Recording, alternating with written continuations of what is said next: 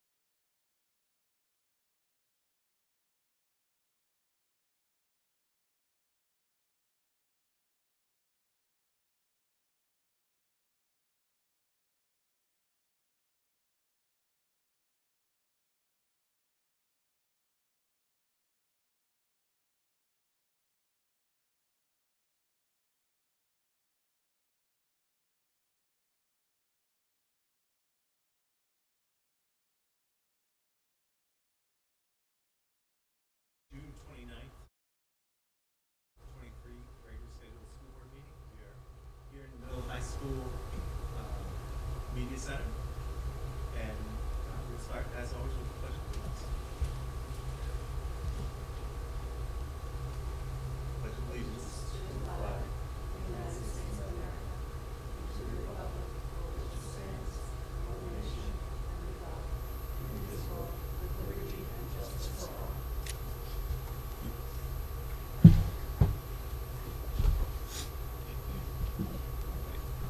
First up, as always, do we have any board comments or updates? Bill and I met with Todd last week, something to discuss later on in the meeting. Budget committee met on Monday night. It was the town's month to come in and present, so there was nothing specific to the school district, although they did vote to accept an application for one more new member. So I think they are only at this point looking for one more at-large member. If anybody watching this would like to submit an application and put their name in. Good to hear. Any other items? Next up, we have superintendent reports. Thank you, Gary. Just a handful of things I wanted to make you aware of. Actually, wanted to just acknowledge some great work that's been done coming out of our business office over the last week or so. As of today, all the job descriptions for all 33 of our non-CBA employees have been completed. That process involved review by the employee, the supervisors, vetted through our HR consultant, and really some really great work that I'm really excited about, so I was pleased to see it. We had set the goal of having them ready for July 1, and June 29th, we did it. We hit that. And as long as I'm on the subject of the great work out of the business office, obviously you'll hear from Jana in a few minutes, but there's a lot going through the finance department in these last few weeks of school, and I just want to commend Jana and her staff for all the great work that they're doing. Next, I wanted to just mention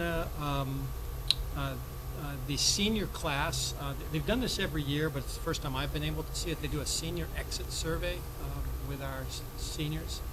And one of the things that has been really neat is to take a look, because it's a requirement of all of them to graduate. So literally they're held in a room before graduation, and they all do it. So 100% of our seniors filled it out. And so it really is an informative tool to really understand how our students' experience in Newmarket went. Some big takeaways that have come out of it. I mean, one of the things that just jumps out at you is how many really great adult relationships they have forged, and how many of our staff are having a very meaningful role in individual kids' lives. So there's no shortage of really caring adults working in Newmarket, and that speaks loudly. One of the neat things is the kids highlight teachers from throughout their time in Newmarket. So it's, 13-year experience. So there are names from the elementary school, middle, and high school that come up as being very meaningful. So that's a big takeaway that I wanted to acknowledge. The other thing, it's clear how much our students value being in a small school environment. They talk about how much they feel like they're known. They like that. They feel there's a connection there. So I think that's a real high value that comes through from the kids. And they also list lots and lots of meaningful learning experiences they had, whether it was a field trip they did in 4th grade or a project they did as a freshman.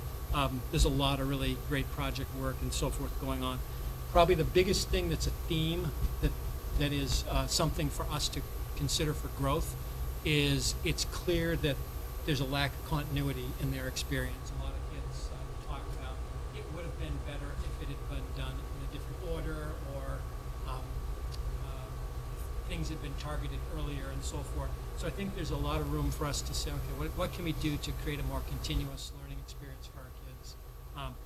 On top of the surveys, I've also had Patty Banfield reach out and invite seniors to come in and meet with me so I could just chat with them. And so I've invited a dozen of them sort of at random to just come in and talk with me. As you may be surprised, not a lot of them have taken me up on it just yet. Some have. I've actually had 3 really nice meetings, interviews with kids, and they're just so ready and willing to share kind of what their experience in Newmarket has been. So I hopefully we'll be able to glean some information from that that can help guide us kind of moving forward and getting better as a school. So anyway, I just wanted to mention that. A couple of weeks ago, Patty and I had the opportunity to go attend the Pride picnic, the LGBTQ club here at the junior senior high sponsor it. It's a student-driven event. It was just a really nice event. I just wanted to acknowledge Nicole St. James and Allison Tessier for their work with that club. But it was, again, totally student-driven effort. It was like just a nice picnic, food, games, prizes. You know, it was just a very nice experience. And one of the things that was revealed at that meeting, one of our students designed the logo for the Newmarket Inclusion Alliance, the diversity committee that the town council has created. And so there's 6 or 7 different designs that our student created.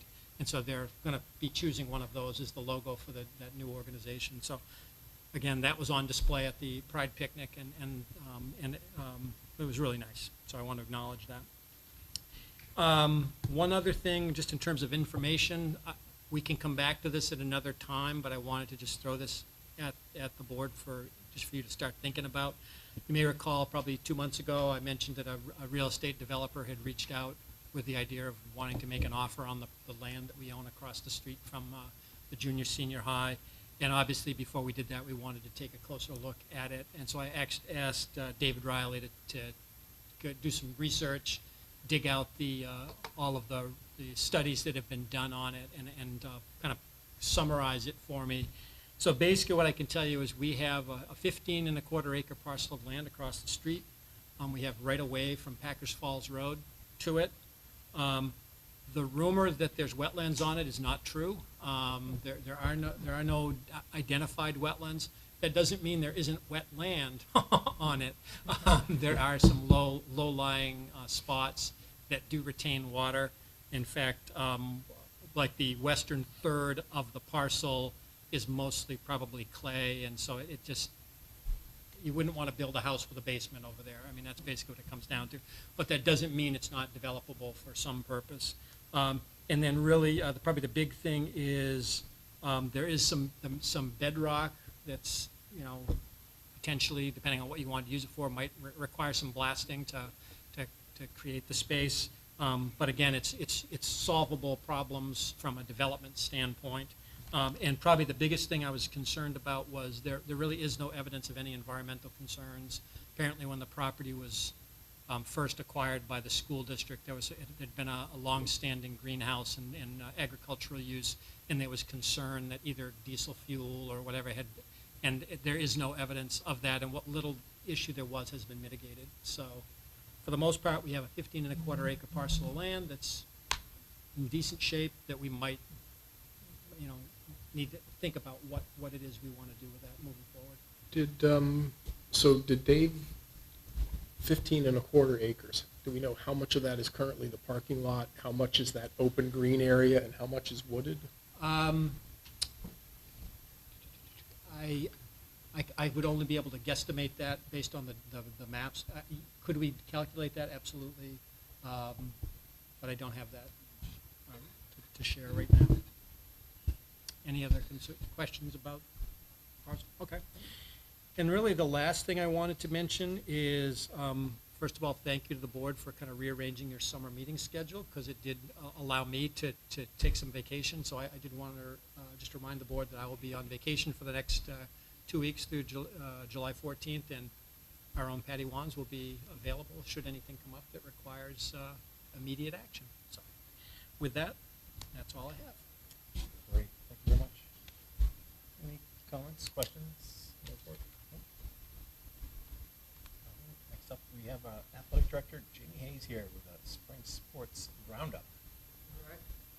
I believe it got, did you get the summary in the packet? Yes, they have Okay. it. Yep. Okay.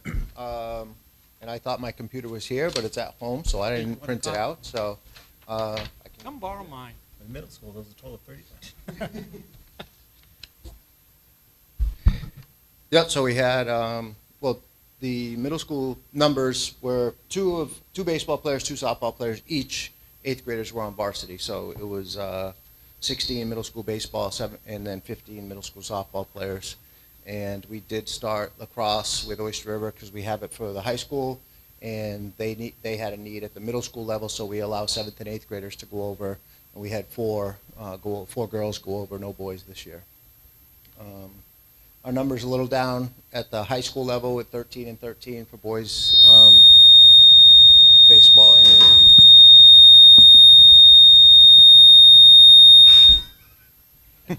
all right. I don't think it was anything you said. Okay, all right. It may have been, yeah. It wasn't inappropriate language. They weren't like, they didn't want those numbers out there. Okay, so, yeah, so our number's a little down at the high school level with 13 boys, 13 girls for baseball and softball.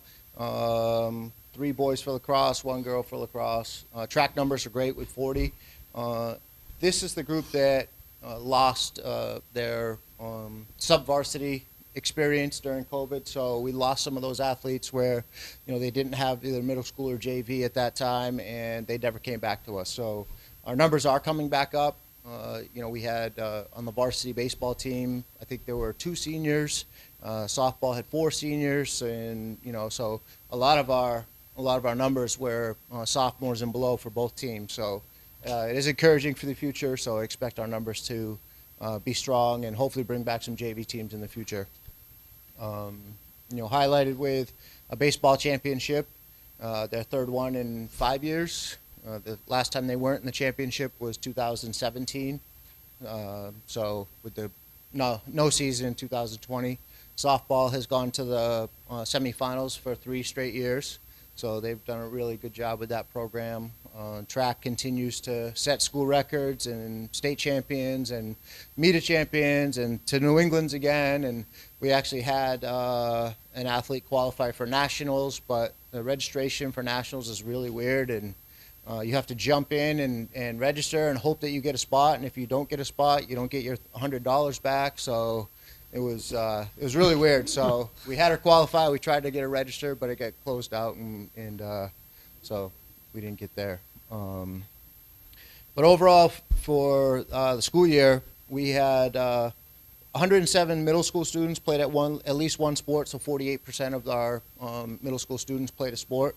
And high school, we had 114 played at least one sport, so that's 43%.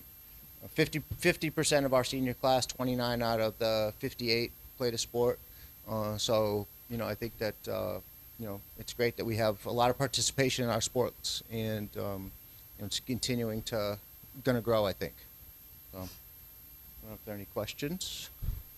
I mean, that's awesome. It's so good to see the kids getting back to a more normal experience. Right. So Yep. thank you, and thank all of the coaches for all the work you're doing to make that happen. How is the outlook for recruiting coaches for fall and winter sports next year? Are we, somebody had just mentioned to me they weren't sure if the varsity soccer coach was coming back. Yeah, both of our we actually have very good coaches right now. Okay. The only varsity coach position we have open right now is our varsity boys basketball. So fall, we're looking okay. We did just get 2 applications. We had a JV soccer opening for boys and a middle school soccer opening for boys. And I just got an application forwarded to me through Frontline. So that's encouraging. And we have a staff member that we're trying to entice to coach the middle school cross country.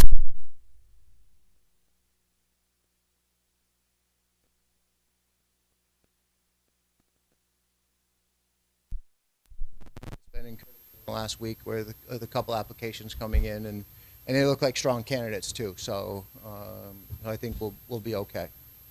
Great, thank you. You're welcome.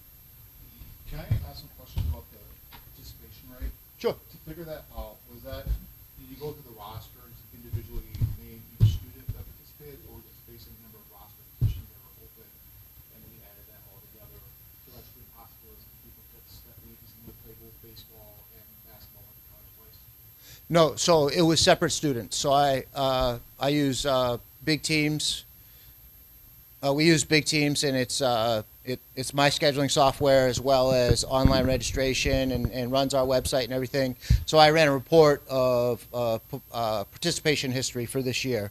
So for every middle school, and I went through and counted, and it was all separate people of the 107 and 114. So there were multiple multi-sport athletes, but it was separate athletes or student athletes that played. Thank you. And first, I know that is the nature of your position as athletic director, that you probably have a greatest impact on the student body than perhaps any other position, perhaps principal's nature of that. I'm really appreciative of that. I asked some questions about the NHIA regulations earlier at the front. That's AD, and he said, ask Jamie, he knows what he's doing. So there's obviously other people in the state that think you do a very good job. Well, thank you. I just had some questions. I've heard that there's a high rate of middle schoolers that are cut from the teams. And I know that's because of just lack of positions and like availability of fields and things like that. But I just want to know, like, if there's anything the board can do about policy or funding another middle school position to increase that percentage rate, I would totally be on board with it. I just had difficulty cutting a large number of students in middle school, just knowing developmentally how hard that is, but also what that may mean for the program for the future. And I just, knowing that there's not a JV team, but that we have like X number of middle school kids that are cut, like it just seems like, why are we funding the JV position when it can be used in middle school?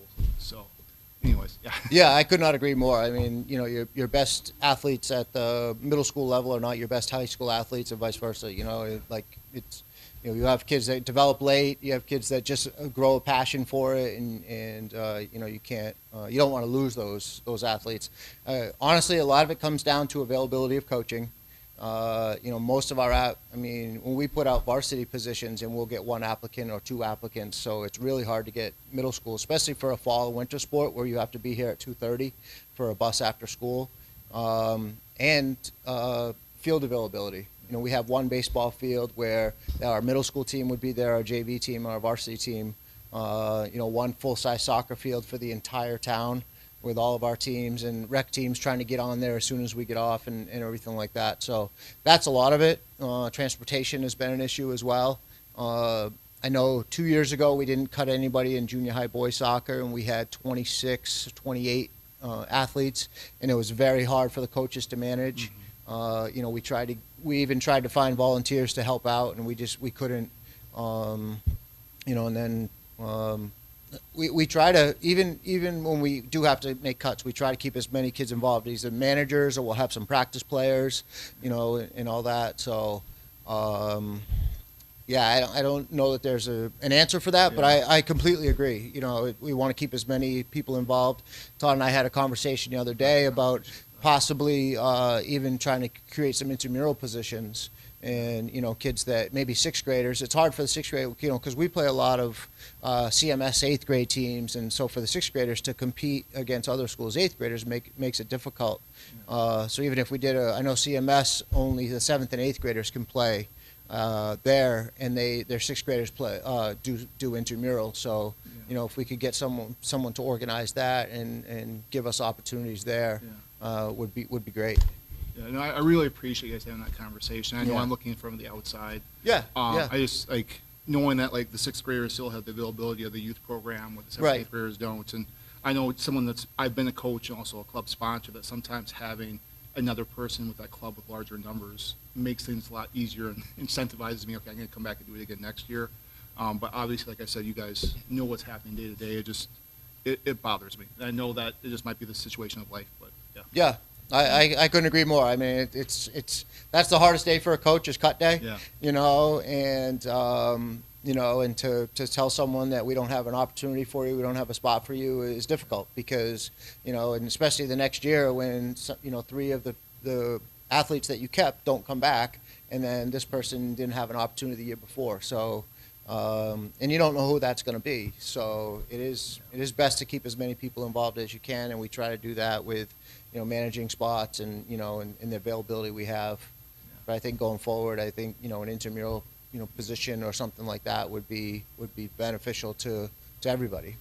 Thank you so Jamie, much. do the middle school programs offer assistant coach positions as well, or just the coach? Because you said it's hard for them to manage 26 kids. Right. Do they? Is there money in the budget to do that? Typically, or- it's been volunteer assistance. Yeah, I mean, I think if we got to that point where it's something we could simply add in, we're not talking about a lot of money for a volunteer assistant or for an assistant. If we got to that point, and and maybe you have rotating schedules, and there are options and stuff like that too. So. Some teams you rotate who plays in certain games and Right. everything like that. So, but then at the other end is you have the 8th grade parents that want their kids to play in every game, and so we're trying to keep them happy as well. So, I don't know if there's a way to keep everybody happy, but I do know what you're saying. So. Yeah, I mean, when you look at like middle school athletics, the focus, while you do want to help kids develop skills so they can be successful at a higher level, participation needs to be the highest priority, and trying to figure out ways to keep as many people connected as possible.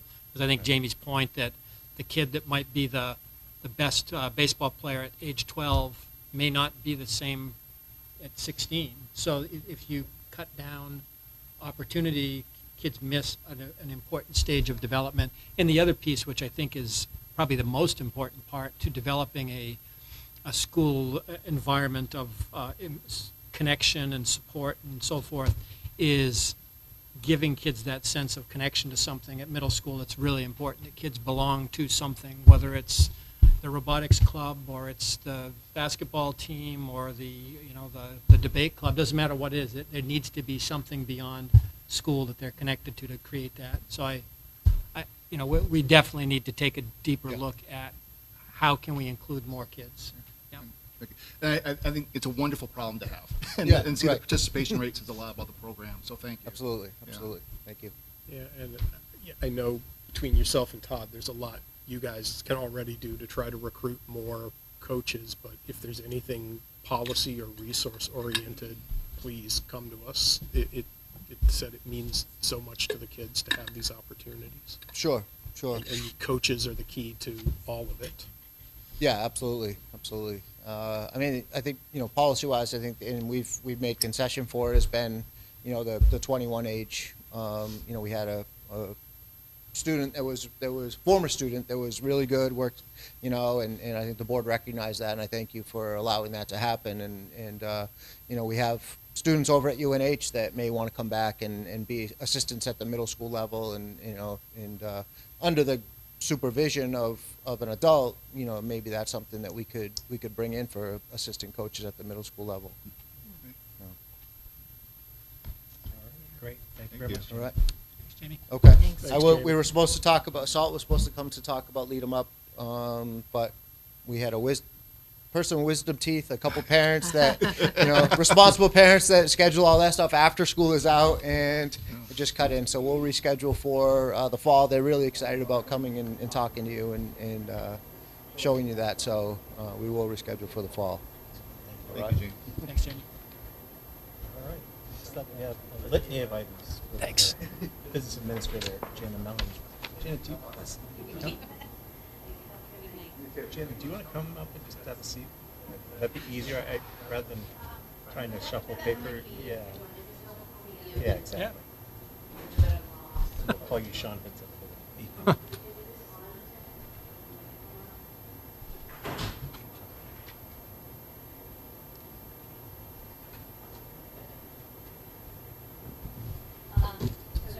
first of all, thank you all for your patience with our lengthy agenda tonight. Before, I have several things to kind of walk through with you. There's a lot of information here. But before we do that, I wanted to provide the board with a brief update on our financial system rollout. That's where the days from July 1st, that's our go live.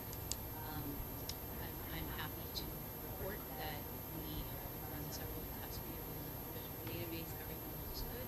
Everything looks like it's a go. We have support from our software vendor for the next week, three full days to help us get that payroll run. So we're really excited to roll it out. We already have staff members that are entering requisitions on the system, getting ready for July 1st. So while I'm sure there will be some things that come up by and large, we're right on track to where we need to be, and things are going well.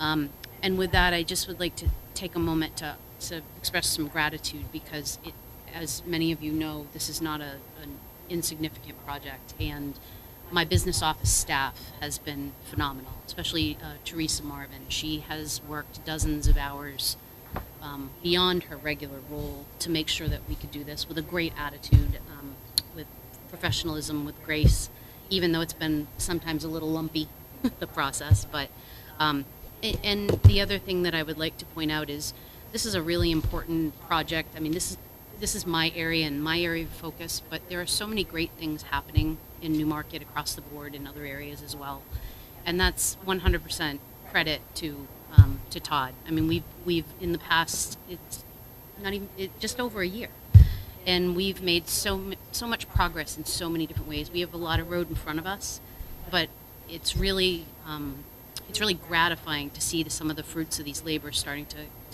come to fruition. And so anyways, just thank you to Superintendent Allen and to the board for having faith and allowing us to do some of this really important work.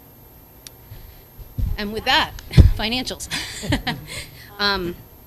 So this, as you know, those of you who've been on the board before, these financials are as of May 31st, right? So we have a month of a full 12th of the year ahead that are not impacted here. So with that caveat, I also want to remind the board that what I'm talking about in this financial report is just expenditures and revenues. They're typically the income statement accounts where you would, in a private business, you would have net income. We don't have that, obviously, but when you talk about fund balance, which is what everybody really cares about, that is actually a different type of account. It's a balance sheet account with assets, liabilities, and equity. And while what I'm presenting to you tonight plays a large role in that fund balance and arriving at that, it is not the only factor by far that goes into that. So what we've tried to do is we've tried to project based on what we had for a budget for revenues and expenditures, what we knew we still had as of May 31st that wasn't encumbered, to come to a number, and then kind of project where we think before any accounting adjustments the fund balance might be. So again, it's just the best guess. It's based on our best efforts to estimate, and nobody should lock it in, but we hope that we have arrived at a reasonable margin of error in these figures. So I'm not going to go too deep into the detail of the variances and the actual statements, because that's something that you folks are familiar with. That you can always ask me questions about that. But what I really like to focus on is what's on page 4, where I talk about how we are using that information from the revenues and the expenditures to kind of estimate where we think we're going to land at the end of the year. So we start out with our budget variance, which is unexpended budget that was appropriated at the top. And then we kind of take away anything that we know wasn't encumbered that we knew we had to pay off this month to get to a balance there. And then we add back revenues, which were over what we estimated. And if you recall, when I spoke to you in March, I said revenues were going to play pretty heavily into our fund balance this year, and that is the case. We had an additional estimated, we're not totally locked down, but we had over $700,000 in revenues that were unanticipated from a variety of sources. So that obviously is a good thing, right? And we had about $845,000 left of our operating budget, so that's a good thing. So you have money left from your expenditures, you have additional revenues, and you put those together. So before adjustments, our estimate is that we're going to be somewhere in the neighborhood of $1,300,000 that would be before adjustments. That said, you would be taking things out of it like your retained fund balance, any encumbrances voted tonight, that type of thing. So that would not be the figure you would land on at the end of the year, but that's a really good starting place when we start talking about this. So the other part that I want to highlight, because the part I really want to get to is the next, where we talk about what the decisions that the board can make relative to that information. But I did want to mention to you, the kind of looking down the road a little bit, adequacy aid, looks like we've got some preliminary numbers, and again, remember those are not final until the fall, so it's just an estimate. But it looks like we might be getting a little bit extra in adequacy aid in fiscal year '24 than we did this year. And another thing that was will not necessarily impact the financials, but good for the board to know as we start talking about capital planning. The impact fees that the town has issued for new buildings and developments in town has increased dramatically this year. For the first 2 years I was here, we had about $60,000 in impact fees, but that has gone up significantly. And as of May 31st, we had $213,000 in impact fees. So there are some restrictions around how we can use that. It has to be for expansion or development that would be required based on development in the town.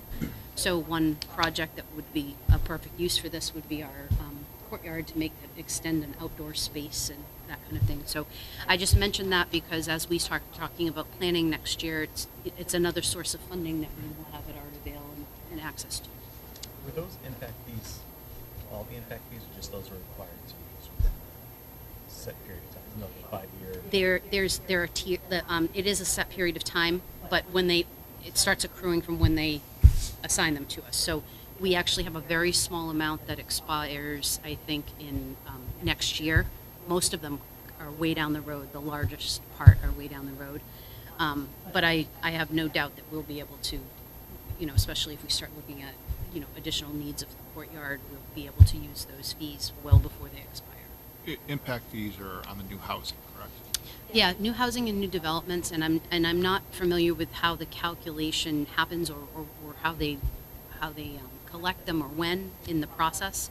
But my assumption is that something happened dramatically this year, whether some large developments closed out and they brought them online. I think it's something on top of Percy Road, Percy Lane. Yeah. Very So significant.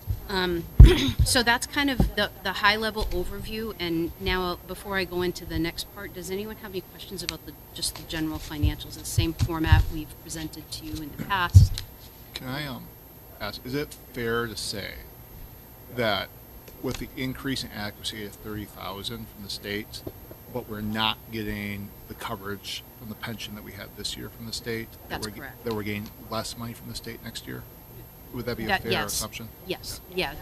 That one-time New Hampshire retirement contribution, to my knowledge, did not pass going forward for the next year. So what that automatically looks like is a reduction in state aid. That wasn't factored into our budget development. That No. was unexpected. No.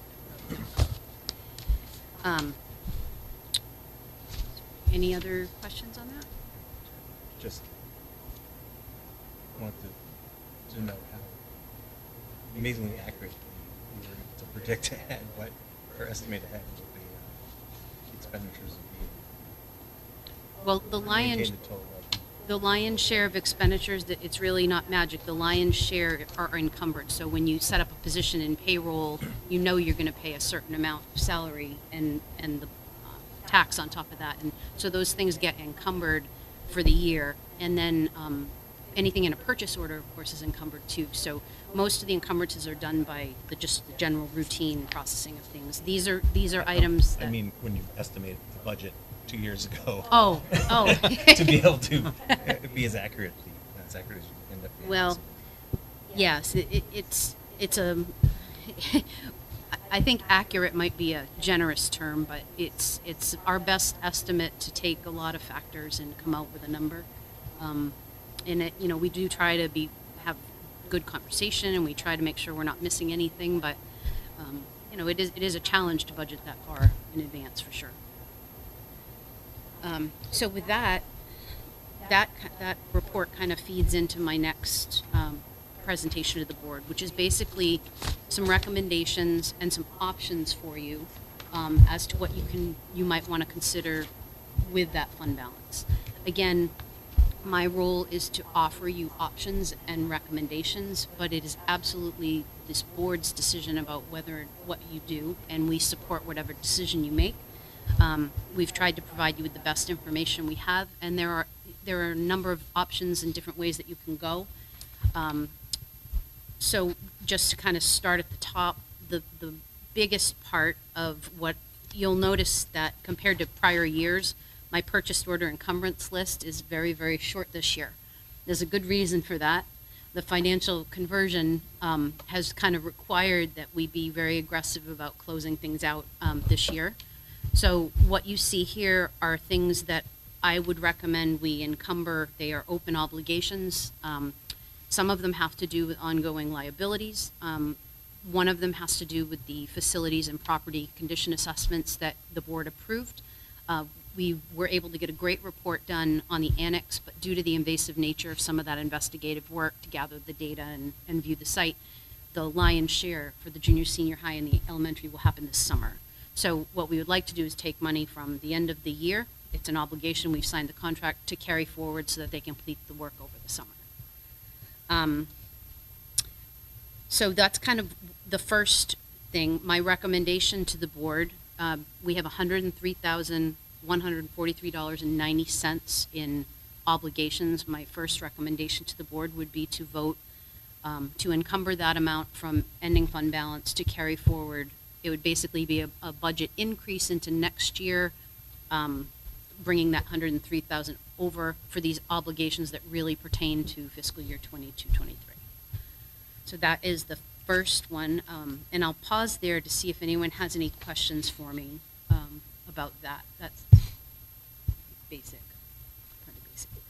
Okay, so the next part of it talks about transfers from capital reserve. So the board will, most of you were on the board at the time where we held that special adequacy aid meeting back in October of 2021, and the legislative body voted to take the additional adequacy aid and put it into a capital reserve.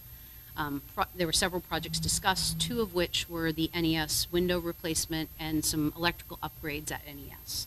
So those projects, again, pretty invasive. We're taking windows out, going into classrooms, so we weren't able to get the windows ordered in time for last summer. So we have done some of the prep work. We paid for the deposit for the windows, but we have not yet completed that. That work is going to happen this summer. The original intent was that we would use the capital reserve funding to pay that project. So that process, basically, we expend the money. I come to the board and ask for an approval to do a capital reserve transfer because you're agents, and basically the money comes back so it doesn't impact our bottom line budget. However, coming into the end of the year with some funding, due to those additional revenues, it's my recommendation that maybe instead of asking for reimbursement or taking the money out of the capital reserve for this project, that the board consider using those end of year funds, encumbering them, and paying for it out of the money that's already been appropriated, thus leaving the money in the capital reserves for a future project or a future need down the road, which likely will come about as a result of our capital improvement plan that will be coming to you. The board does not have to do that. You can absolutely decide to not encumber funds, and what would happen is I would expend that money. I will come to you at some point. I'll get it. We weren't moving around enough. I would come to you at some point and say, we've expended the remainder of this contract and ask you to vote a transfer from capital reserve.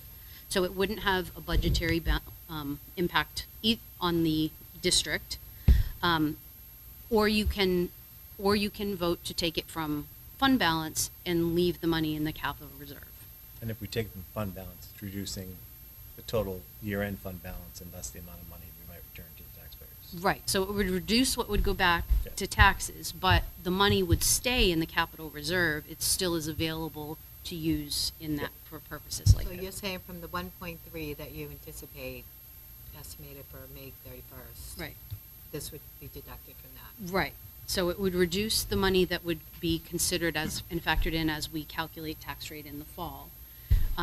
But it's basically saving the money in the capital reserve for a future need and building up allowing us to address those types of things. So I gave you like 3 options. One is you can vote to transfer 3,000 from the school improvement right now. We already have expended that, so I would have normally come to you at this meeting and said, I have a $3,000 expenditure, please vote to move that over. However, if you decide not to use capital reserve to fund this project, the expenditures are already factored into the numbers that you see for the 3,000. And then the additional amount that is yet to be performed, if we encumber the funds over, that money would be available to spend after July 1st. So my recommendation to the board,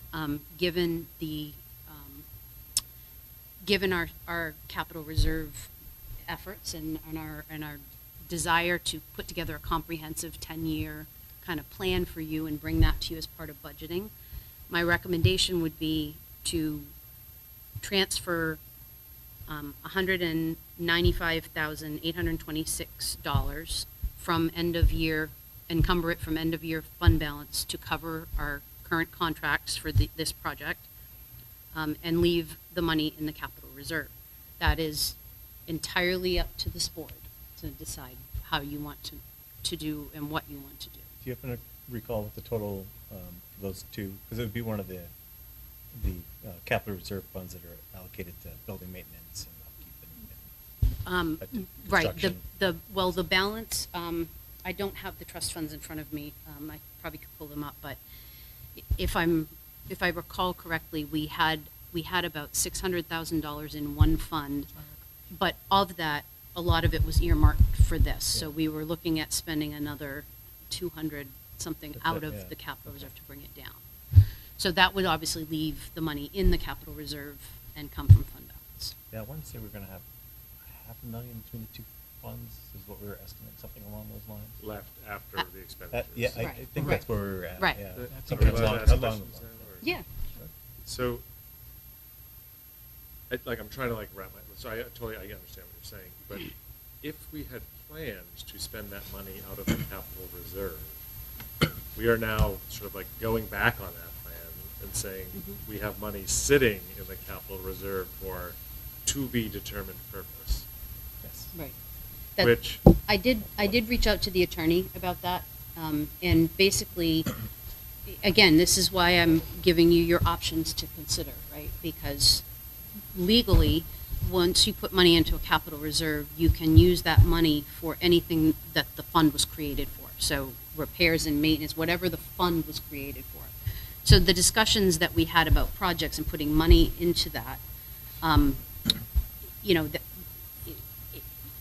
that yes, that's what we were considering at the time. But when I get to the next thing, we're also going to have a scenario where we talk about, we had originally planned to pay for the playground out of that too. Yeah. And we had access to grant funding. So That's right. should you leave the grant, should you turn down grant funding to, you know what I mean? So that's what I'm saying, that's the optic The that. grant funding is grant, right? Right, I guess right. my concern when we have the conversation around fund balance is more of a, I think it gets back to that Warren article we had about how are we planning to use it. And I know we're building the plan for it. Mhm. But if we had money set aside in the capital reserve and said, we plan on using it for this project, and then say, oh, but we have this extra money, so we'll use that instead of this. But we didn't allocate the money to the capital reserve initially for that particular. Yeah, we just kind of project. allocated It was- money to the it capital was there. reserve. Yeah. Right? So Yeah, I it's see not what like we you're saying. said, yeah. So I suppose it's more of a future statement. And Yeah. as we try to build out the plan, I guess the desire would be not to be oh, we have extra money, let's use that instead of the capital reserve. Because then you end up just sort of holding money in the capital reserve Well, without. Depends on what our long-term plans are for the capital reserve too, right? Right. Yeah. But just a couple of things to keep in mind. We did build a very tight budget, a fiscally responsible one for 23-24. The likelihood, we know the state revenue is not as much as we've historically had, and we also know that the ESSER grants that we've been using to do a lot of things are going away. And so hedging our bets a little bit on unknown futures, whether it's, facilities, capital improvement projects, whatever it is, it could work in our favor down the road. As well as stabilizing the Right. tax rate, Right. perhaps, Mhm. over time.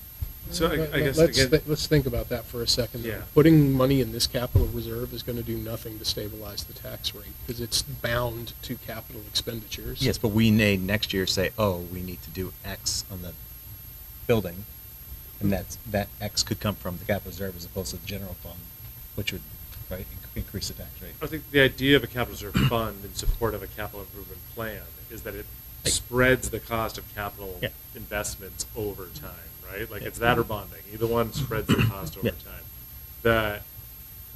And it's like, I'm not against encumbering funds, right? Like I just want to get that, like I'm not, it's just more of a, as we move forward with the capital improvement plan, so maybe it's the wrong time to have this like conversation. I think Like so. the idea of like, oh, but we have money, so we can use that instead of encumber it instead of the money we have for the capital reserve. It would in the capital reserve fund, so we'll leave that balance higher. I think the next step to that would then be, okay, how does this impact our capital improvement plan? Because we now have different funds than we expected, and it should impact the plan. You see what I'm saying? That like, just because we have encumbered funds, or just because we have fund balance, it should not be like, let's not encumber that and not use the capital reserve. Like, And that goes to, one- what should be our contingency amount in the capital reserve, just for contingency, right, too? There's another discussion that we should think about. Yeah, I mean, it all gets back to the plan. 500,000, It all gets back to 600,000. what is the plan against which Yeah. the Yeah. reserve fund, which is two different things. Yeah. But I guess the point I would want to make is I think we're in a financial position with the end of year this year that I think is particularly good given the unexpected revenues that factored in. Yeah. I hope I'm wrong, but I don't know that we'll be in quite the same healthier position come this time next year, just because we budgeted in a more tight fashion, grant funding's going away, and Maybe a better analogy is, next year, next month, our cost of, our house payment's gonna be the same, but we may not, something else may go up, and we're putting a little rainy day fund in there, just in Maybe case. that, maybe like to me, that my point is, we note this, asterisk it, and when it comes time to budget next year, be like, hey, remember, like, Oh, yeah. we actually didn't pull out $300,000 worth from the capital reserve, so Yeah. maybe we funded lower because this year we're encumbering. Yeah, I funds. agree. Mhm. Yeah. Just And there that- has to be an impact, like a downstream Yeah, impact. absolutely, right. And that absolutely is kind of what we're going at here. Okay. Because when you and you know this in your own personal budgets too, when you have a savings account or some reserves set aside, you can be more precise in your budgeting because you have that contingency for something that comes up that's unanticipated. You don't have to look into your operating budget to put some things in because you just don't know. And so it's part of an overall strategy to be, we want to be able to budget pretty accurately based on what we think we need to run. But we also don't ever want to have to go back to the taxpayers because we've had an unanticipated thing that comes up and have a special meeting. So, I'm sorry. Generally, that would be the retained fund balance that serves as that contingency, correct? it would, but I But can for tell you, facilities but or for capital $400,000 for retained fund balance, that's not a roof. We want to go up though, right? Right, Yeah. we do want to go up a little on that, but I'm just saying, Well, we like, need if to you, think if you. of the tax effect of doing that too. but- Exactly, yeah. and if you try and make that leap from 2.5 to 5 in 1 year, you're gonna negatively Yeah. impact, right? So, it's kind of like pulling some levers to get yourself to a place where you're getting a little bit of assurance, you have something outside that stays, right? That's not going to be a dramatic swing up or down in any one particular. If we had 2 million or 5 million in capital reserve, I'd be like, yeah, you're totally right. Like, it's If we had not 2 fun. million or 5 million cap reserve and no plan for it, I'd be like, what in Well, the world are we doing? Well, yeah, Yeah. obviously, but then I would feel more comfortable with Janet's point, like $600,000-700,000 in capital reserve for emergencies isn't a ton of extra cash right now. And if we can give ourselves the flexibility in the future to be a little more precise in our budgeting and have, But let's talk about the flexibility we're creating. One of the two capital reserve funds we're talking about is the, I'm sorry, the words were right in front of me, the School Improvement Capital Reserve Fund. You can't use that for R&M. The Right. R&M Capital Reserve Fund, okay, fine, Yeah, but one that's a was- rainy day fund. School improvement is not a rainy day fund. That's the sun shining and we're going to make it even better. but I Well, think the amount well, in there isn't as much, right? Actually, I do want to, the school improvement one is the most recent one that we did. And if you read the intent of that fund, we wrote that it was for improvements, repairs, equipment, like, it's a very, Oh, very that's right, because we broad talked about the roof, purpose. and we needed to- Because we yeah. wanted to avoid just that Yeah. scenario, right? So, So it's a concise name, but not an accurate right, right. The repair and maintenance one, which is where we had earmarked and been putting the money that voters were thinking of for the playground, that's a different purpose. That's really legit for repairs and Emergencies. maintenance and renovations. So that these are going into they would impact two different funds. And I'm sorry if I brought us down a rabbit hole. I guess like my only point is that like I'm for encumbering it. It's just because that's impacting the increase or allowing us to maintain fund balance and capital reserve funds, we should consider that as we're looking at how we're budgeting capital reserve funds next year. Yeah, absolutely. And again, I've presented these options to you, but the board can choose a different option. You could choose to partially encumber. You could choose not to encumber at all. I mean, it's really up to the board with what your level of comfort is, because, at the end of the day, we all want to make sure that when we are setting tax rate in the fall, that, we're being mindful of the people that are supporting us and, the generosity of the people that pay their taxes to support this It's school. going from So, a very frail memory. I think we'll be at like 800,000 if we don't. If we do put this money in there so we don't have to spend or use this money, basically leave the capital reserve funds alone, right? And then, Deduct it so from the we have like 500,000, 1 or 250. I think in all we have like 7 or 800,000. Because your playground fund wouldn't be used. right, that was 150 that was going to Yeah, come so there's down. like 300,000 we were going to take Right. out. Yep. That we're allowed And to we were gonna allocate be down to toward around against 4 or the 5. plan. Yeah, Yeah. so we'll be at like 8-ish. Help me work Or it more. back from the other direction. So before we do any of this, we're thinking that we're ending the year 1.3 to the good, correct? Before retained Before fund audits, balance, but, yeah, before yes, this all right. income, before We anything. think we're ending 1.3 to the good. So the windows, we would knock that down by how much if we voted for B and C? If you vote 195. 195, 826 would carry forward in the capital reserve, but you'd actually only be encumbering 192, 826, because 3,000 is Oh, it's already. already So we go Right. from 1.3 to 1.1 in that Yep. step. Yep. The playground takes it down how much more? The playground That's will, the next. 106, 747. All right, so we go from 1.1 to 1 flat. Then if we retain 3.5%, we go from 1 flat to 4, close to 500 in round numbers return. The retained 3.5% is 688,780. All right, so we go from Right. 1 flat to more like 3 and 320. change. Yeah. Yeah. So then how do we, I'm sorry, we're messing up your system here. So how do we get to that 735? That's the Well, number I didn't understand. Right, so the 688,000 is, remember, they're going to give back what we retained last year.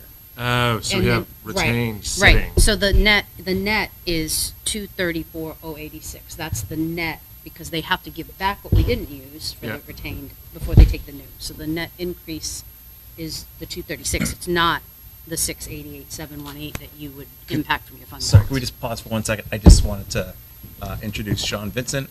He's our newest student school board representative. Sean, welcome. Thank you. You're walking in the middle of a fascinating budget discussion, so feel free to pop out anytime if you need to. And I know you've been a busy man this summer, so coming from summer job, what, Training for the camp counselor. oh, there you go. Nice. All right. Very cool, very cool. Well, thanks for being here. Sorry, go ahead.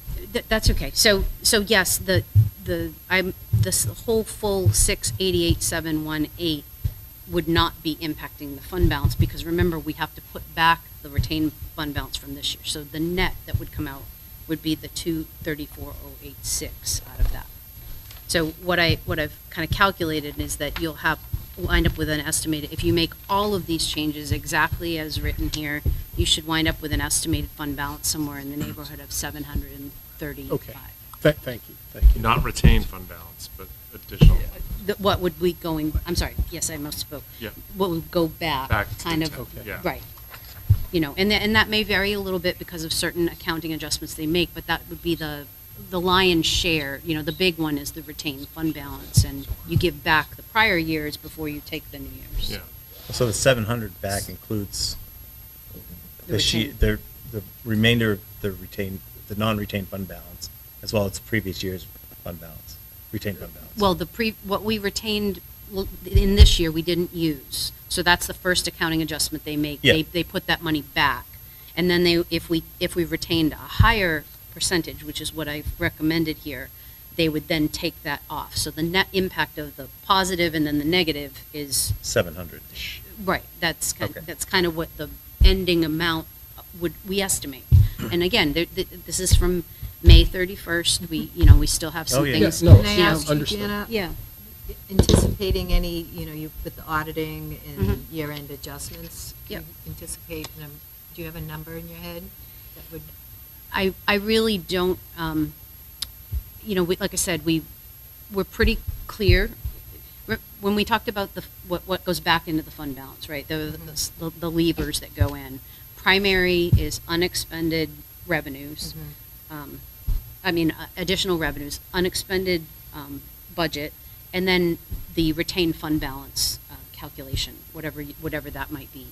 So those are kind of the bigger pieces. So when we calculated tax rate, remember our assumptions are, and they never come true, that we expend every penny, that we don't get another dime of revenue, and that everything comes in exactly as planned. So what I can tell you is we got extra revenues, we didn't expend all the money, and we don't anticipate huge adjustments. So I hesitate to put a number on where we land, because we still, this still includes a month of work. And then we do have to, we always rely on our auditors to help us take a look at everything and make sure we haven't missed anything and that there's not a standard adjustment. But this is, like I said, this is our best guess. And, these recommendations are just mine. We support whatever the board's comfort level is with whatever strategy you choose. But I feel, my job is to give you guys options, to present your options to you so that you can make an informed decision about what you want to do. Can you just remind me of what we like to usually land at for a number for after? Just like typically in every year, Well, like the sweet So number. what I will tell you is that what I'm comfortable, first of all, we haven't had, since I've been here, we haven't had a normal year. Right. So I Yeah. really Sure. can't tell you what was normal before Right. for Newmarket. Is anything normal anymore? Right. So we haven't had a normal one. But what I can tell you is that as your BA, my goal is never to spend down to the last dime, because you never know what happens at the end. So, even when you look at leaving $735,000, that still is a very small percentage of our overall budget, right? That's a pretty good spend down of what we ask the taxpayers for. And my goal is obviously to never run out, but you also don't want to budget for things that you don't find that are essential, because it does impact. We have the town has a budget, we have a budget, and it's all impacting the same taxpayers. So. So speaking of taxpayers then, so let me test the rest of the math in my head. If we send 700,000 back, that's roughly 70 cents on the tax rate. We're about $1 billion Yep. town. We thought we were going to come in $3.18. If the revenues come in exactly where we thought. 307. 307. Yeah. If the revenues come in exactly where we think, which they won't. If Right. the valuation comes in exactly where we think, which it Right. won't. Yeah, But yeah. if all that happened, then we'd be going from 307 to 237, just on the basis of returning this. I'm not comfortable putting a number out there, but what I'm telling you is your philosophy is correct, right? Okay. We budgeted for everything spent, no additional, and neither of those things happened. So Yeah. what our starting point is, it has to come down from there. But Right. I hesitate to put a number, because people latch onto that, and then, You don't The other deliver. thing to Right. consider, the other thing to consider is that as we increase our retained fund balance, we inherently have the possibility of making our our accuracy of Exactly. of our tax rate less precise. Yeah, no, I'm, Right. I'm. Because we're going to keep having more to give back if we don't spend the retained fund. Yeah, so like, yeah. We Where may we- say it's $1 tax rate next year, and all of a sudden it's 2 cents, and, you know, Yeah, yeah. we said it's 307, and maybe Yeah. whatever. One of the things to keep in mind about last year was, remember, because of all the revenues that came in, what we had projected, we came in significantly less than that, which then when we presented this year's budget, even though we were 3.9, That's exactly where I was going it, next. it creates the impression of a substantial jump, but had we actually been more level, it wouldn't be as Right. big of an increase. Yeah. So Right. what was anticipated to be the increase before all the extra revenues came in last year would have been where we should be thinking about, which was like Yeah. $2.15 or 18 cents on the thousand. And then we're talking potentially, if your spitball numbers are accurate, something in the 235, 240. So it's not that big of a jump between where we should have been Yeah. last year and where we are No, now. that was exactly where I was Yeah. going next. If Right. we hadn't had all the unanticipated revenue, Mhm. we would have been about $2 higher this past year in round numbers, and we're saying that we're, where we're shooting to come in now is like $2.30. Right. So, I mean, there's a picture, depending on what you accept as reality, it holds together pretty well. You know, my struggle kind of remains that we've just got to get to the point that we have a plan that's tied to these capital reserve funds, or, Yep. you know, I won't speak for anybody else. I'm not going to stop asking the questions because it Right. skeeves me Right. out. And I know that's being No, worked. it's great. I'm Well, very aware that that is. And I can tell you that we did get the, a full report on the annex. We're waiting to bring all of it to the board, but the report I thought was very comprehensive. It was very detailed. Good. Outlined, exactly what things they targeted for different years. I think you're going to have some really great information from which to craft a plan. We just have to get the analysis part done this summer. But we are on target to get that. I think we wrote in our RFP, they have to have that to us by August 15th or something like that. So we should have plenty of time to get that to the board and have those discussions about how we move forward. Do you know where we're at on the courtyard? Are they So, be significantly more yeah. expensive than what they were So saying? we had to have some additional engineering work done, not engineering work, soil testing and things like that, because what was in the as-built that we provided to the designer didn't line up with what we wound up with here. So we had to find out what really was before we could, the as-built, if anyone is familiar with that, the as-built are the documents that are turned over to the district that's supposed to show exactly how things are built, as-built. And apparently there were some changes that were made towards the end of the project that were not reflected in the courtyard as-built. Was it the dimensions that were off? or No, some it had to do with placement of doorways and some grade differentials, and like, Okay. if you look out, there's brick that comes down to a certain level, and then it's, because there's a drop, and then there's an abrupt break, and then brick goes down a little further, so like with the slope. And those things didn't line up with what it said the building was going to be. So when we started to look at the courtyard, right, you obviously don't want to landscape and leave this big ugly spot where you don't have brick. So you got to work with what you have. You can't, at this point we can't change it. So it was things like that. I know they moved a doorway. They had anticipated a ramp projection on one side that didn't materialize the way that, with the grade that they were looking for. So it was things like that, and we felt that it was well worth the time and the money to take a pause, find out exactly where we were at, do that analysis so that when we put our design together, it really makes sense given what we have. It's going to look like it was planned as part of that. So where we're at, Andrew, is the committee met. We've gone back, I think, 3 different versions of final kind of tweaks on the plan. We have a plan in place. We had some feedback from some teachers that they wanted to look at a couple other things. So what we're trying to do is work with our architect to come up with a plan that all the stakeholders that were involved in the planning, kind of think is the way to go.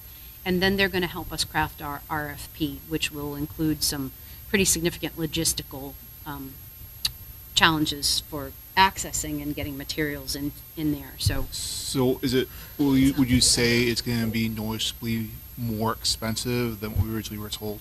absolutely. Okay. The cheapest time to plan your courtyard would have been when you When you built the place. right. I feel Now- like we opened Pandora's box with this. Like, Yeah.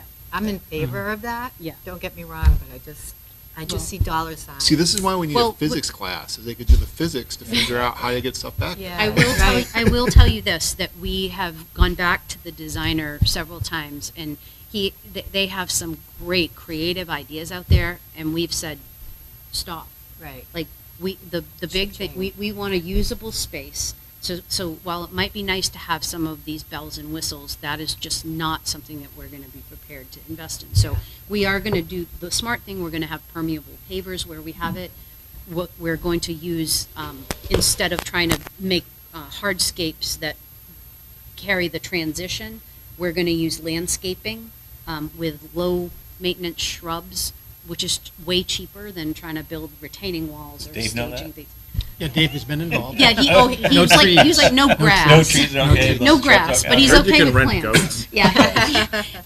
But, so we have gone back to them and said, no, this is not, it looks great, but this is not going to be a $2 million courtyard. So, let's stage it back down, and what we really want is a space for our teachers and students to be able to get outside on a nice day, and we think that we will have some tables out there, we will have some type of sunshade, but it's probably going to be more in the form of like a canvas overlay type of thing that would come down in the winter, rather than trying to build a structure out there.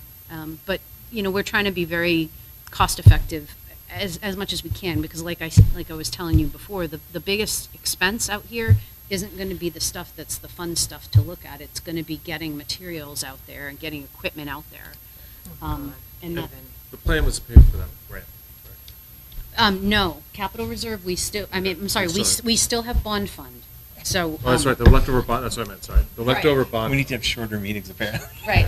We still start have moving bond around fund. more. We also have those impact fees, which I would highly recommend that the board utilize for that purpose, because it fits lock and step with what the purpose. Between impact fees that we have generally Yeah. and retained bond, whatever bond fund is left, how much are we talking? We have about 350,000, which I can, Not- not even close. Right. So that's why I'm saying, putting some of this aside into a capital reserve.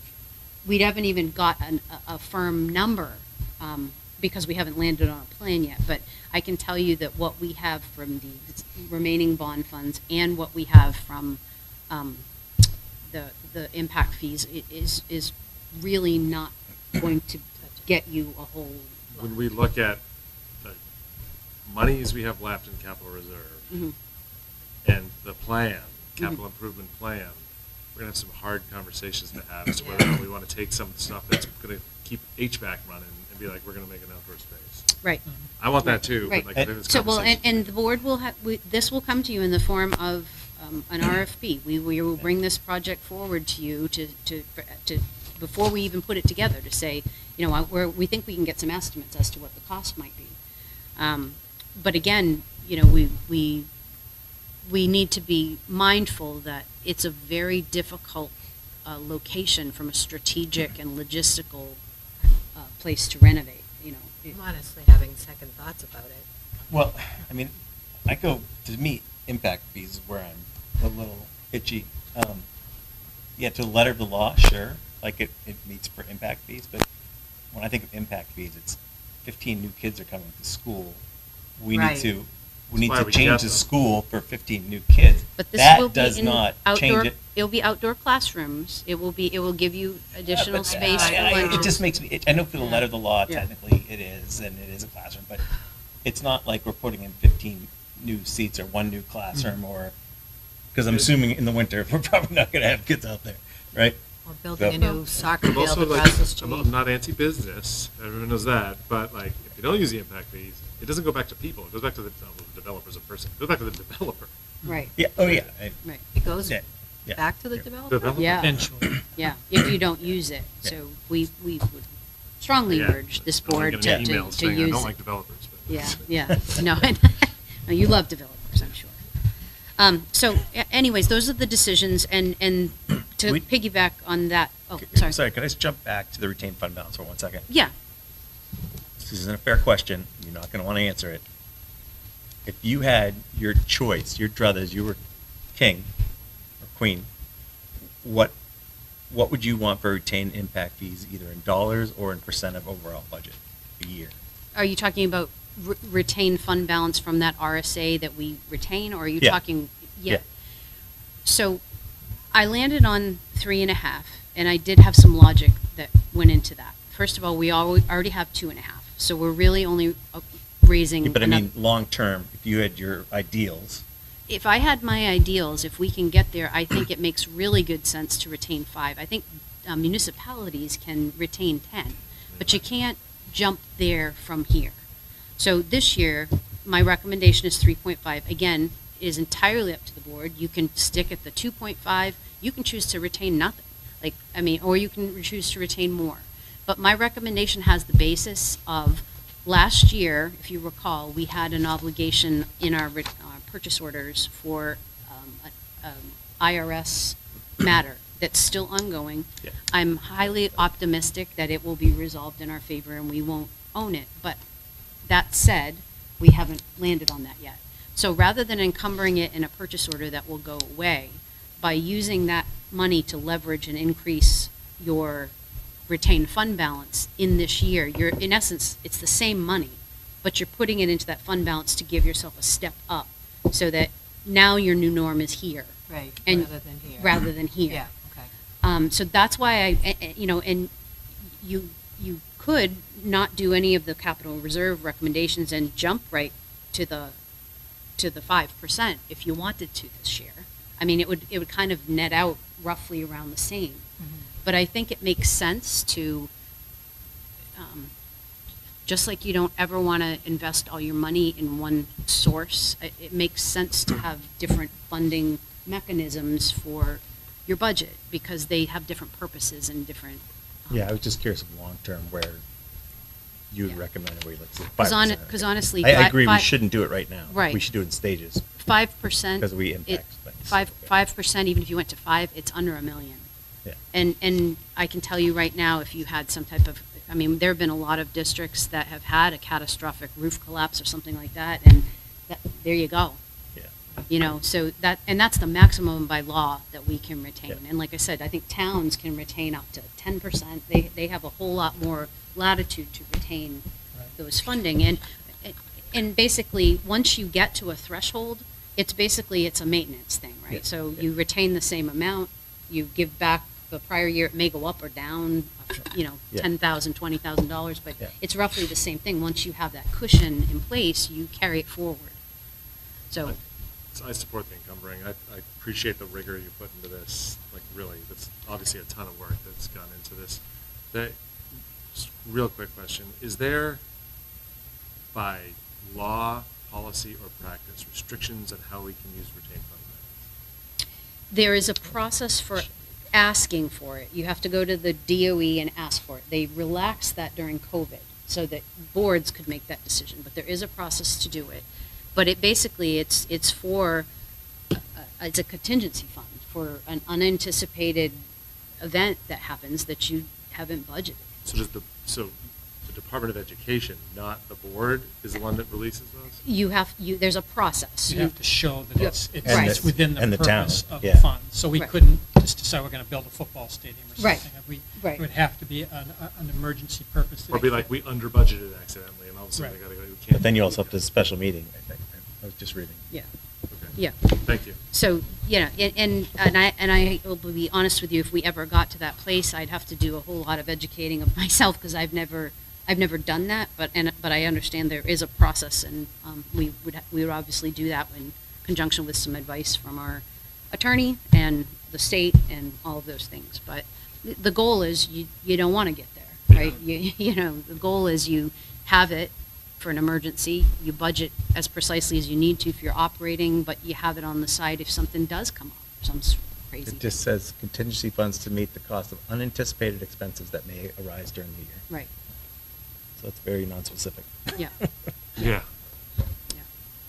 So, you'll notice that so we talked a little bit about the transfer of funds. So there's actually two pieces to that. The first is the NES window project that we talked about already. The second is the playground, which was earmarked to come from a different capital reserve fund. We have been able to use roughly $400,000 in ESSER funding to help with that project. So that's the only reason we're even able to spin it up at this time. Otherwise, that would be a bigger ask. So again, my recommendation, we've already expended $55,000 from that project, but that was largely the PTA's donation and the smaller donation. We expended that first. We only spend $8,200 out of our general fund. If you decide not to go with the encumbrance, we would respectfully ask that you vote to take the $8,200 from capital reserve so that we can start, take that back into the budget. But those are kind of the two parts that have to do with capital reserve. And then the third part is that retained fund balance. And I think we've probably talked about it as part of the other two. What do we estimate the total cost, including site work, demolition, et cetera, to be for the playground?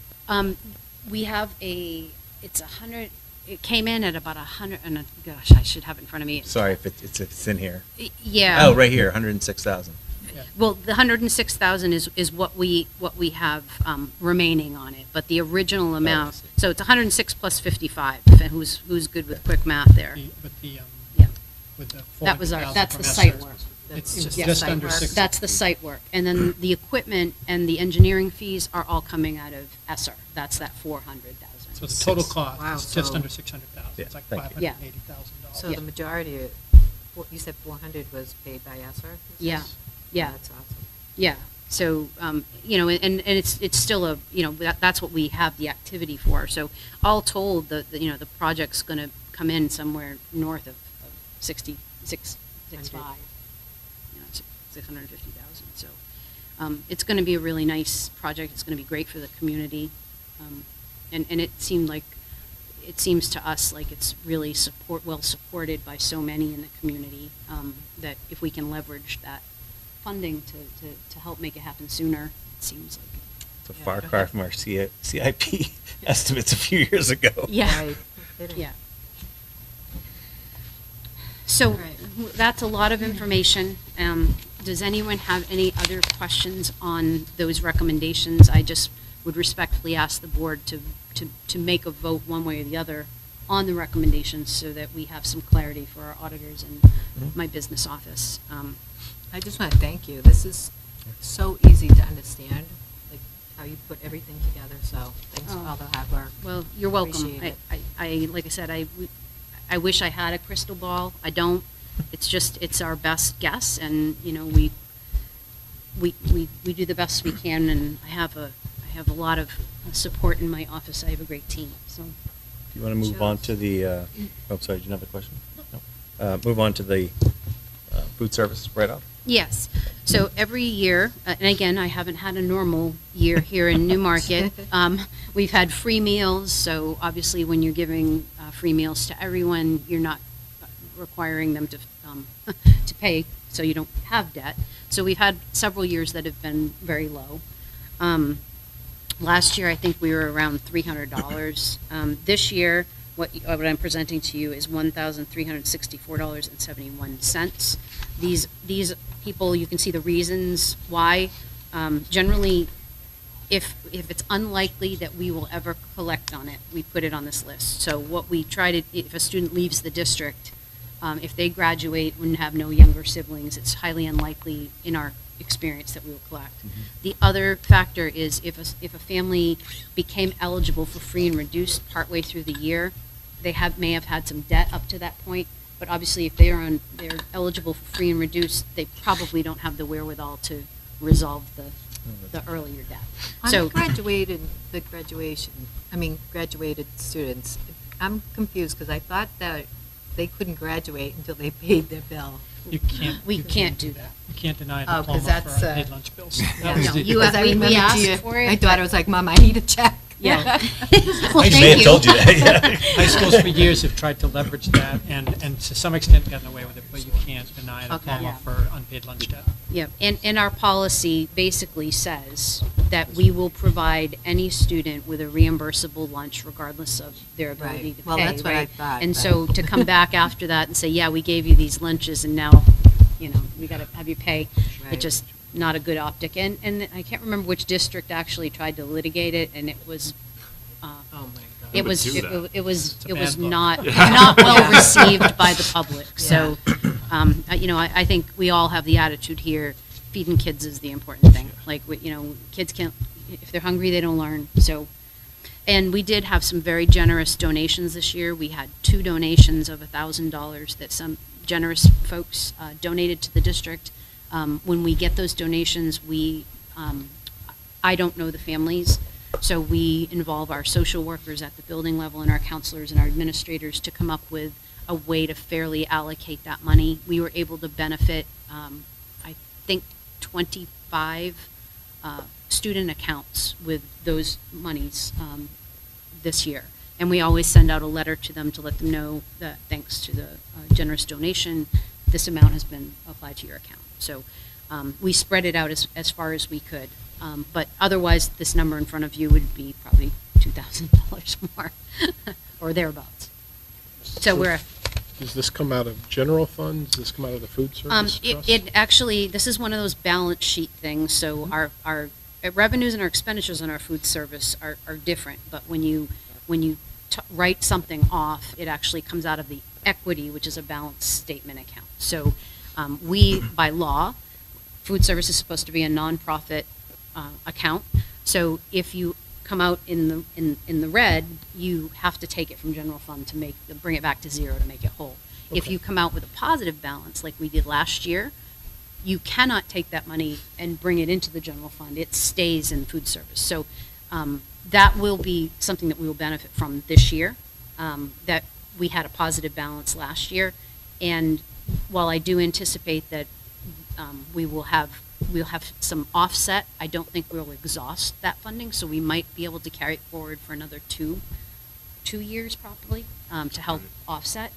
I still budget in our operating budget for a transfer to food service, because you don't want to not budget for it, and then 3 years down the road, all of a sudden, I have a spike in my budget. So I'm putting it in there. It depends on the economic climate, it depends on expenditures, but when we put our budget together last year, I did lower it from what it had been in the past, but I do think it's important to leave that in there, because likely we will need it again.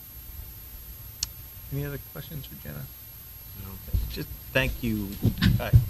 The amount of variables that you and your team think through is staggering, so thank you. Well, you're welcome, and Hard work.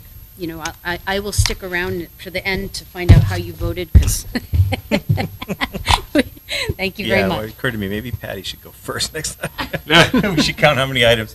Next up, we have mentor training, fall literacy pilots, professional development days with Patty Wands. Hi, everyone. Okay, so I thought I would first start. And feel free to sit if you'd like to. Pardon? Feel free to sit if you'd like to. I've just been sitting, so. All right. I'm good to We sit. should all stand. Do we get to stand? Yeah, we should, right? So the mentor program, I'm going to start there because we're just coming off of training on Tuesday and Wednesday. So I offered 2 sessions just to accommodate teachers and vacation. So there were 9 teachers who attended the session just yesterday and the day before. And then the next session is in August, and I have 10 teachers signed up for that session. So some of the focus of the training, it included the roles and responsibilities of a mentor-mentee administrator. Also, we identified through this little research article that I found called Mind the Gap, and basically it's identifying adult learning needs. So sometimes a teacher may interpret another teacher as maybe being resistant to an idea, but really what we learned is that it's not so much resistance, is that there's a gap in either skill, knowledge, capacity will cultural competence or emotional intelligence.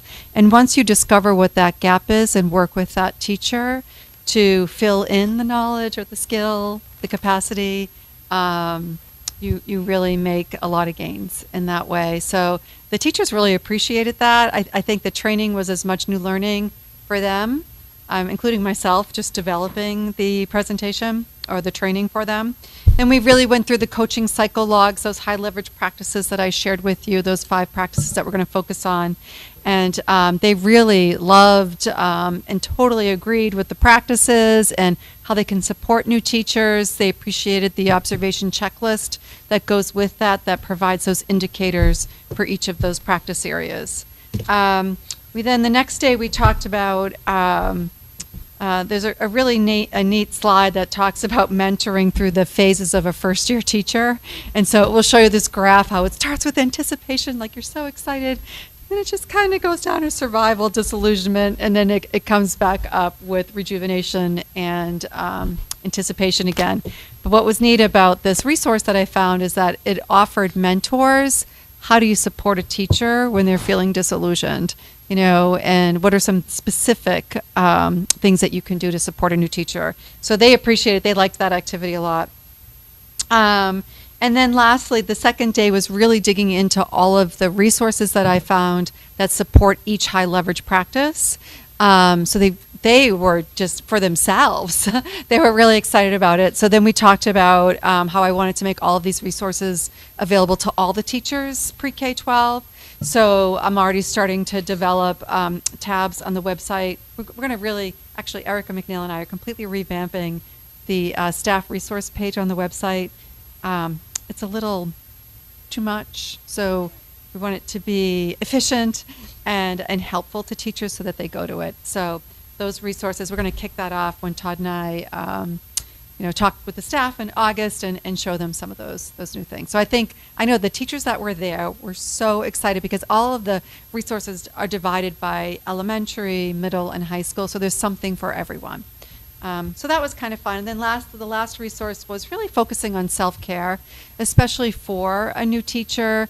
I say to new teachers and even veteran teachers, give yourself grace, right? None of us are perfect. We're all human. We give our kids grace. We need to give ourselves grace. And self-care is so important. So I had some tools in there where they can evaluate their own self-care and then what to do when needing to take care of yourself. So it was very successful. So that was our mentor program training, if there's any questions. And then the June PD days, our teachers were so engaged. We had wonderful participation and collaboration and engagement from the elementary, from science of reading training to such a heavy focus at the middle and high school with the MTSSB, that behavioral piece, and them really looking at their student handbook. And the whole middle high school teachers were divided into teams. They looked at types of behaviors, what would be considered an informal or a minor infraction versus what's a major infraction. A minor infraction would be addressed at the teacher level in the classroom, and then a major infraction, what does that look like, and administrators addressing that. So a lot of great conversation. Coming to consensus is important. And so from there they developed like the go-to MTSSB that's really, now that they have the staff input, really looking at, okay, what's a minor infraction, what's a major infraction, and they're going to continue that work. So very successful. And then lastly, I just wanted to share with you just a few numbers. Our summer curriculum work, I put out a Google form to the staff to say who's interested in summer work. I had some grant funds to pay teachers to work up to 3 days in the summer. And we have 53 teachers in our district working this summer. That is just... That's half the staff. That is amazing. That they're excited and they had amazing projects, and I have all the projects, but Can I ask? Sure, no, yeah, go for it. Is it concentrated in one building, or is it pretty spread out? It is kindergarten to 12. Wow. I mean, it is like even all around from so many elements. And what I really stressed and encouraged collaborative teams working together rather than one-offs, working by yourself, because we know what evidence tells with us about teacher efficacy. The more we can have more teachers working together and collaborating, the stronger the instruction, and it's better for students when teachers are working together and collaborating. And that's what the majority of the summer training is. So I was really excited by it and thought you would be too. And that's it. Any questions? Fall literacy pilots? You were going to talk about that too? I forgot that whole page. Okay. Yes, so the literacy pilot, very excited about this. This has been such a process since the fall with the literacy program review team, which is really 2 teachers per grade level. We're a big team of 14 and 2 reading specialists and 2 special educators, Sean Pine and myself. And they've been so committed to this work in researching literacy programs. So we went from inviting 5 programs to tell us about their programs, and we had guided questions that we were interested in, where after that we thought we were going to vote on which programs we wanted to pilot. But what happened was, as teachers, even myself, we had even more questions. So when we went back to what we wanted, we met again and we said, and I said to them, we're at a place where we need to invite them back. Now we have and really the questions were focused more on grades 3 to 5.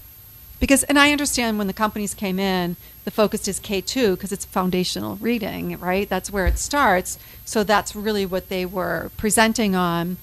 And we understood that, and the grade 3 to 5 teachers really wanted some time so that they could kind of wrap their heads around it. So we invited 3, they voted on 3, magnetic reading, My View Literacy, and Wonders 23. And companies came back. It was a good hour and a half. Teachers asked great questions. And then we met one more time. We had a Google Doc going of feedback from each other about what we thought about the programs. We met one more time, and then they voted, and it was pretty overwhelming, which is exciting. The program that got the most votes is Magnetic Reading, K5, and that's Curriculum Associates. So that will be implemented or piloted first in the fall, probably not till October or so. And then the second pilot is My View Literacy. And that's from Savis, which was Pearson Company. So those are the 2 programs. We're so excited by both of these companies. They came in person. They both have professional development consultants that live right in New England or New Hampshire area. They're very attentive because it was important to us that the training was not a webinar. We did not want that. We are out of COVID. We don't want webinars for trainings. We want real live people to touch these books with us and to let us ask the questions, be in classrooms, help us model a lesson if that's needed. And so we really feel strongly that both of these companies were really, they impressed us.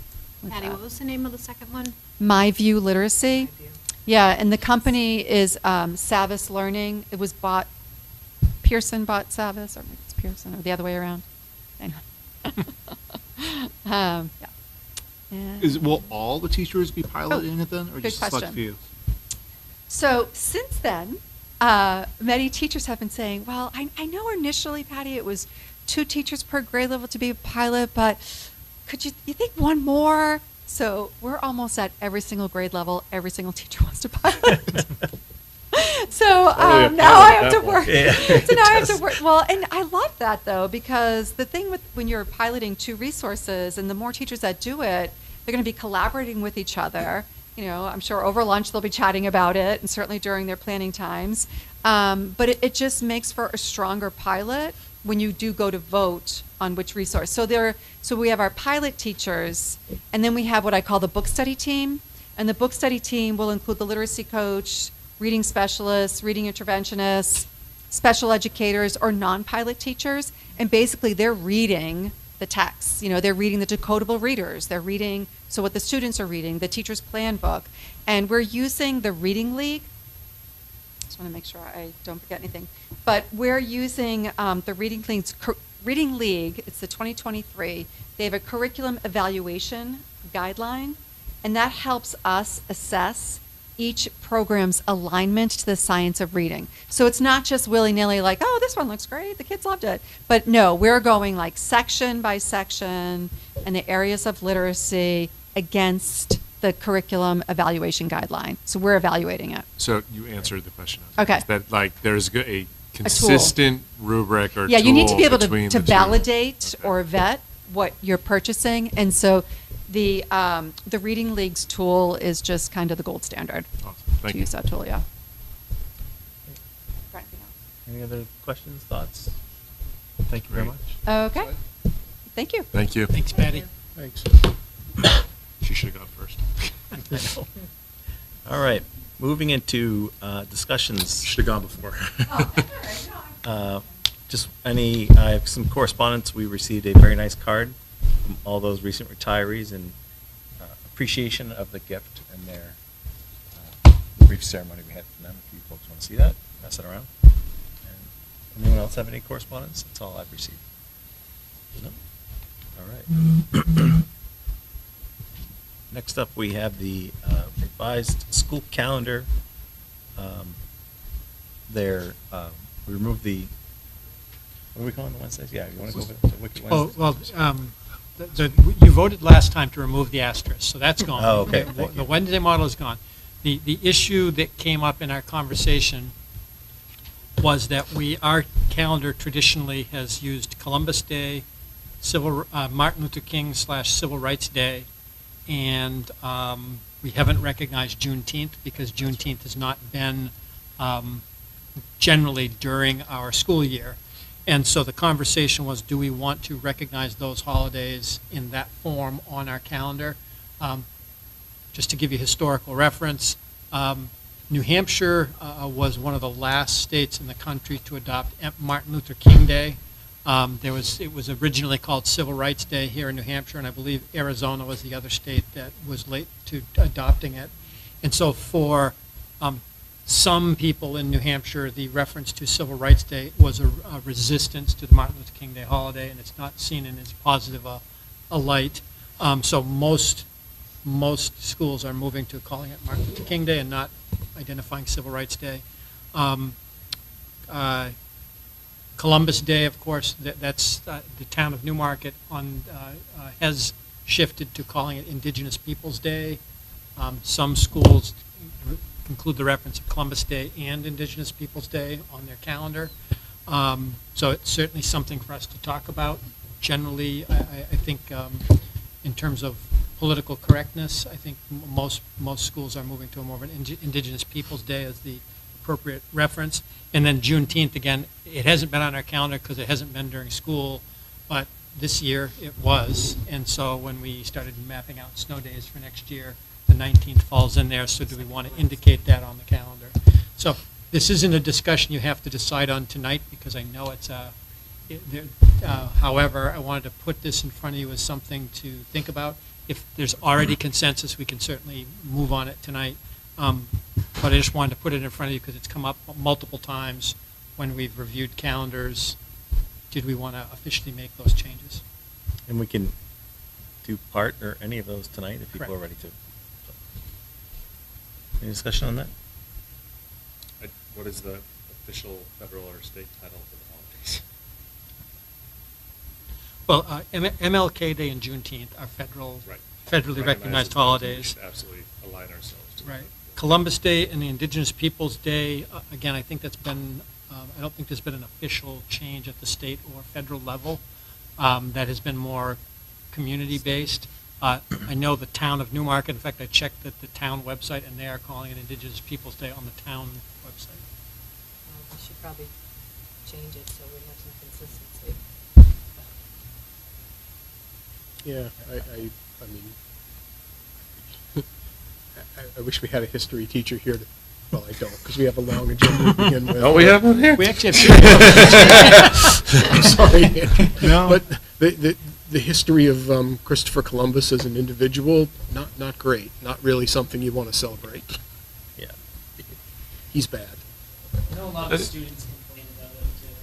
Like, Oh, do that? yeah, many students complain about it. Like, we always have discussions about like why is it still called Columbus Day after what he did and stuff. So I always supported changing it.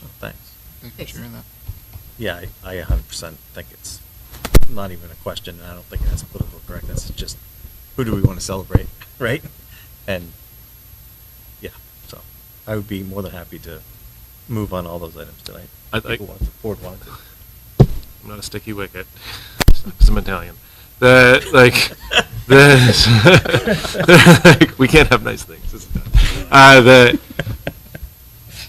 Like, I am very much inclined with MLK Day and with Juneteenth. Those are the names of the federal holidays, right? Like I'm also inclined to, like, maybe it's both for, and I'll be voted against, which is fine. Like Columbus/Indigenous People Day, something until the federal government catches up or the state government and changes the name of the holiday. Sometimes it takes the people to force the change, right? It certainly does.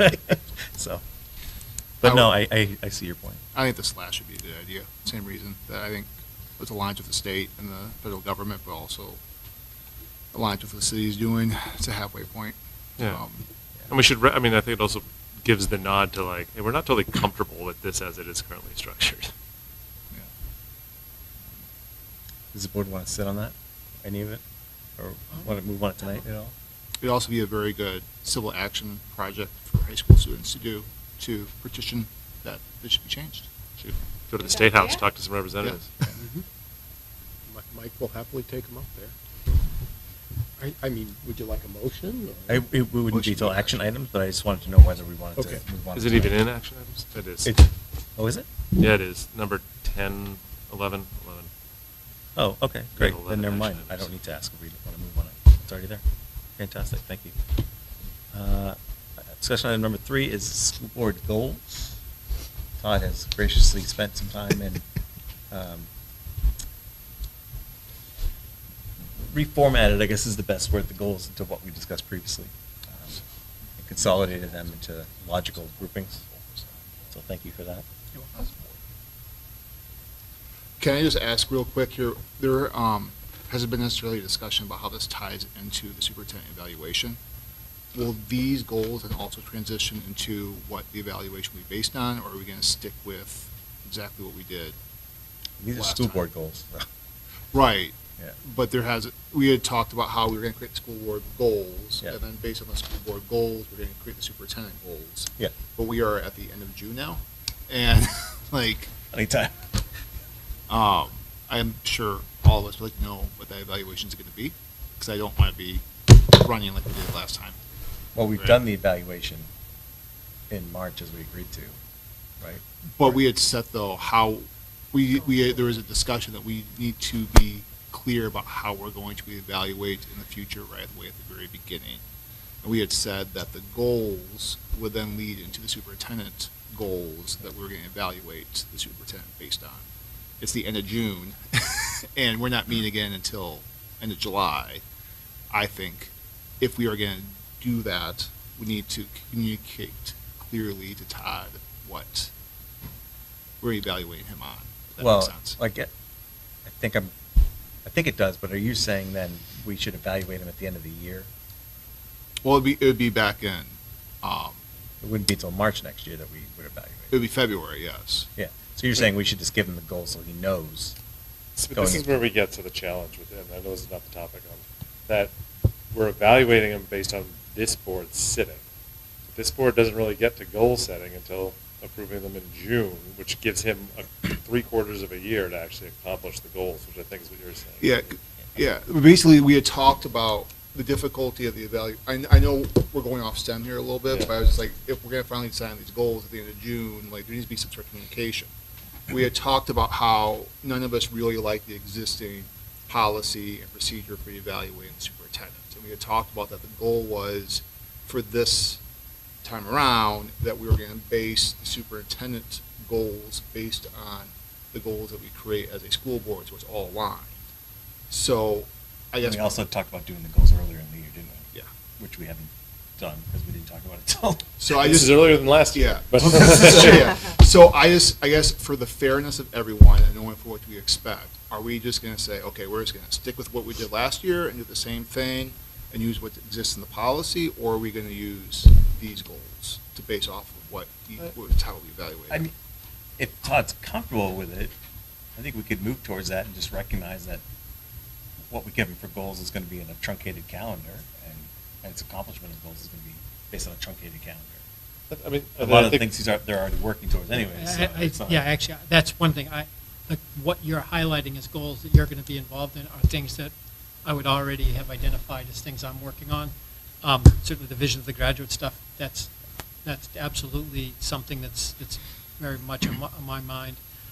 Probably the one that's the most specific that I maybe hasn't risen to the level of a personal goal yet is the collaboration with the town, but that's something that I think we all agree needs to happen more. But yeah, I'm comfortable in whatever truncated version you have. In fact, I go back and forth on what the cycle best works to be.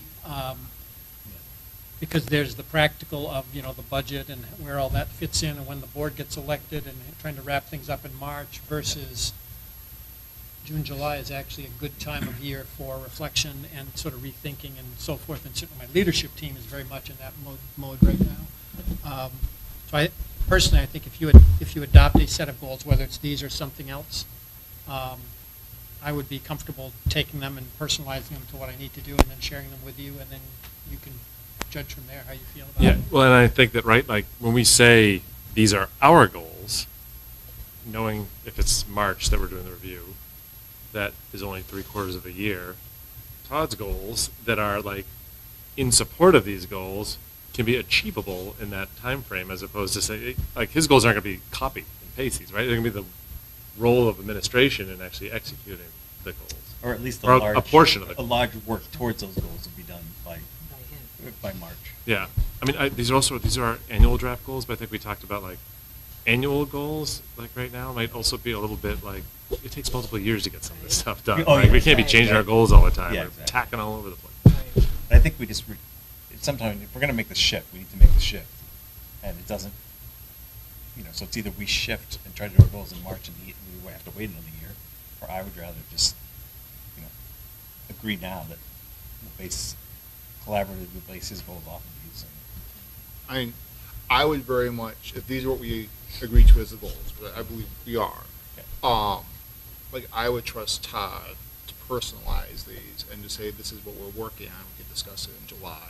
I just don't think, taking the policy that had, was it like 6 or 8 things, is going to be a very targeted approach of what we want to accomplish. We do need to change the policy as well. That needs to be looked at, Yeah. because that's very outdated. We had a policy and not- committee, we could. And that, I know that policy committee. Yeah, who's on that thing? What do we do? I never know what they're doing back there. But it does seem to me that like that 6 to 8 things are really just like running the district.